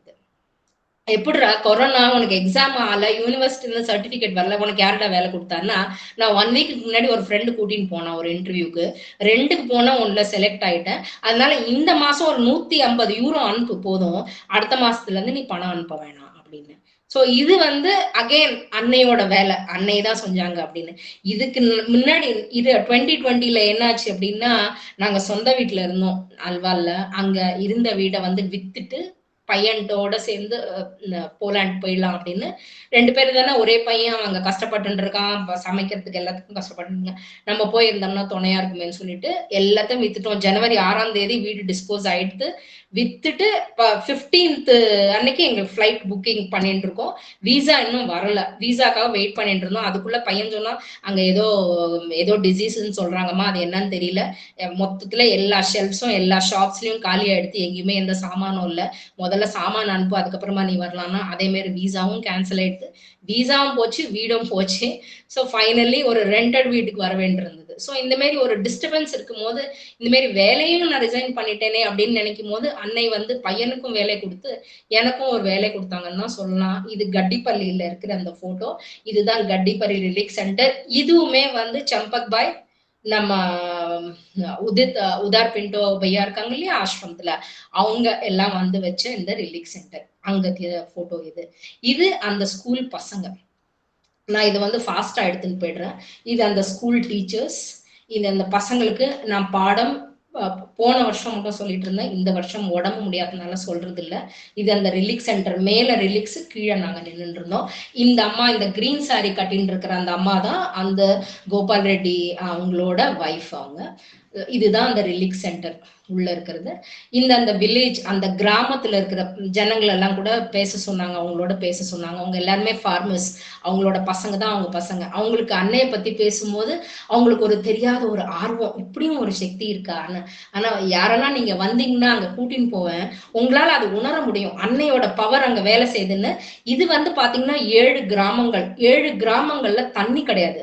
தெலங்கானால வறட்சி எப்படியோ அந்த கிராமங்கள்லாம் தண்ணி இல்லாம எல்லாமே வறண்டு கடந்தப்போ, இந்த கோபால் ரெட்டிங்கிறவர் என்ன பண்ணாரு, அன்னைகிட்ட போனப்போ நானும் ஆசிரமத்துக்கு வந்துடுறேன் அப்படின்னா, அன்னை வந்து சிரிச்சுட்டு பேசாம இருந்துட்டாங்க. ரிட்டர்ன் அவங்க ஊருக்கு வந்தப்ப இந்த கிராமத்து ஜனங்கள்லாம் எல்லாரும் படிக்கிறாங்க, பணம் வந்துட்டு எல்லாரும் வெளிநாடு போயிடுறாங்க, யார் கிராமத்தை பாக்குறா, எல்லாரும் இறந்து போறாங்க, சூசைட் பண்ணிக்கிறாங்க அப்படின்னு சொல்லும் போது இவருக்கு ஏதோ ஒரு உணர்வு தோணி திருப்பி ரிட்டர்ன் பாண்டிச்சேரிக்கு போயிருக்காங்க. ஆசிரமத்துக்கு போனோடனே அன்னை சொல்லியிருந்திருக்காங்க, இப்ப புரிஞ்சுதா உன்னோட வேலை என்ன அப்படின்னா, புரிஞ்சுது அப்படின்னா நான் எப்படி பண்ணுவேன்னா, நான் இருக்கும் போது உனக்கு என்ன கவலை. உங்களுக்கு எல்லாருக்கும் தெரியும்னு நினைக்கிறேன், state bank of India simple கொடுத்தது அன்னை. ஓகே, சோ அந்த ஸ்டேட் பேங்க் ஆஃப் இந்தியா கிட்ட சொல்லி இந்த 7 கிராமங்களுக்கும் சேர்த்து ஒரு பேங்க் ஃபர்ஸ்ட் ஓபன் பண்ணி அவங்களுக்கு எல்லாருக்குமே அந்த ரிக் இரிகேஷன் ஃபெசிலிட்டி, அதாவது ஒரு இடத்துல இருந்து இன்னொரு இடத்துக்கு தண்ணி பாய்ச்சறது சொல்லும் இல்லையா, அந்த ஒரு மலை நடுவுல இருக்கும், அந்த மலையை சுத்தி கிராமங்கள், அந்த பக்கம் தண்ணி இருக்கும், இந்த பக்கம் தண்ணி இருக்காது. அந்த பக்கத்துல இருக்க தண்ணி இந்த பக்கம் எடுத்துட்டு வர்றதுக்கு இந்த பிரயத்னம் இது பண்ணினது அன்னை. அதனால இன்னைக்கு பாத்தீங்கன்னா அங்க எல்லாமே சஷ்ய சாமலம் பாமல அந்த மாதிரி எல்லா இடமே ஃபுல் கிரீனா இருக்கும். எல்லா இடத்துலயுமே இருந்தாலும் இன்னைக்கு எல்லாருமே சந்தோஷமா இருக்காங்கன்னா அன்னையால. அவங்க எல்லாம் என்ன பண்ணுவாங்கன்னா அன்னையோட பிறந்த நாளைக்கு என்ன பண்ணுவாங்க தெரியுமா, அவங்களோட மாட்டு வண்டியில அன்னையோட போட்டோ வச்சு அவங்க வாசிக்கிற அந்த டப்பு வச்சுட்டு எடுத்துன்னு வந்து அன்னைக்கு அந்த ரிலீக் சென்டர்ல வந்து அவங்க வந்து அன்னைக்கு அவங்களோட காணிக்கைங்களை சமர்ப்பணம் பண்ணுவாங்க. மஞ்சள் குங்குமம் எல்லாம் போட்டு பண்ணுவாங்க. அங்க எல்லாருக்கும் எல்லாம் பண்ணுவாங்க. இது அந்த ஸ்கூல் என் பையன் வந்திருந்தப்ப அங்க அழைச்சிட்டு போயிருந்தோம். இது அன்னையோட வேலை. என் மூலியமா அன்னை செய்யற வேலைன்னு சொல்லலாம். ஏன்னா அன்னை நம்ம மூலியமா செய்யறதுதான் இந்த வேலை. இது அந்த ரிலீக் சென்டர்ல அவங்கதான் அந்த கிரீன் சாரி கட்டிருக்கிறவங்க தான் அவங்களோட வைஃப். இது வந்து பாத்தீங்கன்னா ஜனகாம் சொன்ன இல்லையா சத்த முன்னாடி, அந்த ஜனகாம் ரிலீக் சென்டர்ல இருக்கிற அந்த ஸ்கூல். அந்த ஸ்கூல்ல இதே மாரி காலேஜ் பசங்க, எல்லா காலேஜ் பசங்களையும் நிறைய பேரை அட்ரஸ் பண்ணி அன்னை வழியா கூட்டிட்டு வர்றதான்னா வழியை தான் நம்ம காமிப்போம். ஒரு குதிரையை நம்ம தண்ணி கூட்டிட்டு தான் போக முடியும், குடிக்க வைக்க முடியாது இல்லையா? அந்த மாதிரி சொல்லுவோம். அந்த அனிதா மாரி இன்னைக்கு சொல்லுவோம், ஒரு 20 வருஷம் கழிச்சானாலும் அவங்க அன்னை கிட்ட வந்தாங்கன்னா அது அன்னை. இது வந்து பார்மசி ஸ்டூடெண்ட்ஸ்க்கு மெடிக்கல் கோடிங். ஏன்னா பசங்களுக்கு உட்காந்து வேதாந்தம் சொன்னோம்னா வேஸ்ட். அவங்க வாழ்க்கையில அவங்க என்ன சாதிக்கணும் அதுக்கான வழிமுறையை காமிக்கும் போது அது கூடவே அன்னையோட ஒளியும் சேர்த்து விட்டோம்னா அவங்க எல்லாம் வந்து அன்னை கிட்ட வருவாங்கங்கிறது தான் என்னோட கொள்கை. இது வந்து அந்த அவங்களுக்கு pharmacy students first team coding medical கோடிங்னு பாத்தீங்கன்னா வெளியில 75,000 ஒவ்வொருத்தருக்கு ஒரு கோர்ஸ் படிக்கணும்னா அவங்களுக்கு எல்லாருக்கும் ஃப்ரீயா நான் வந்து ஆஸ் எ டியூட்டர் நான் அவங்களுக்கு கத்து கொடுத்ததுனால அந்த சன்மானம் பண்ணாங்க. ஸோ இது அன்னை இறங்கி வந்து என்னோட வாழ்க்கையானா இல்ல, என்னோட ஆன்மாவை தான் எடுத்துட்டு வழி நடத்தி செல்றாங்கன்னு தான் சொல்லலாம். So true surrender enlarges you, it increases your capacity. இது ஏன் வச்சிருக்கேன் அப்படின்னு பாத்தீங்கன்னா பிசிக்கலா எனக்கு வந்து ஸ்ட்ரென்த் கிடையாது. எப்ப பார்த்தாலும் இந்த முதுகு வந்து இப்பவும் போன 2 மாசத்துக்கு முன்னாடி ஸ்பைன் எம்ஆர்ஐ எடுத்தப்ப கீழே இருக்கிற அத்தனை எலும்பும் தேஞ்சு போயிடுத்து, நீ படுத்த படுக்கையா இருக்கணும்னாங்க. பட் அன்னையோட வேலை வரும்போது அன்னை கிட்ட சொல்லும் போது நேத்திக்கு ஜனகாமம் போயிட்டு வந்தேன். எப்படி போயிட்டு வந்தேன், போயிட்டு வந்ததுக்கு அப்புறம் வலிக்குது, ஆனா போகும்போது வலிக்கல, போயிட்டு ரிட்டர்ன் வரும்போது வலிக்கல. வீட்டுக்கு வந்ததுக்கு அப்புறம் ஏன் வலிக்குதுன்னா நான் என்னோட லோவர் கான்சியஸ்னஸ்க்கு வந்ததுக்கு அப்புறம் அந்த வலி எல்லாம் தெரியறதுன்னு எனக்கு தோன்றது. It gives you a greater measure in quality and in quantity under which you would not have been by yourself. என்னோட நானா நான் இந்த வேலையை பண்ணல, அன்னையோட அனுகிரகத்தினாலதான் இந்த வாழ்க்கை, இந்த ஜென்மம், இந்த பயணம். இதெல்லாம் ஆன்மீகமா அப்படின்னா இல்ல, அன்னையோட பயணம். இந்த சரீரத்துக்கு அன்னைக்காக நான் பண்ற ஒரு புஷ்பாஞ்சலி. எல்லாருக்கும் நமஸ்தே. இவ்வளவு டைம் எடுத்துன்றதுக்கு மன்னிக்கவும். தேங்க்யூ.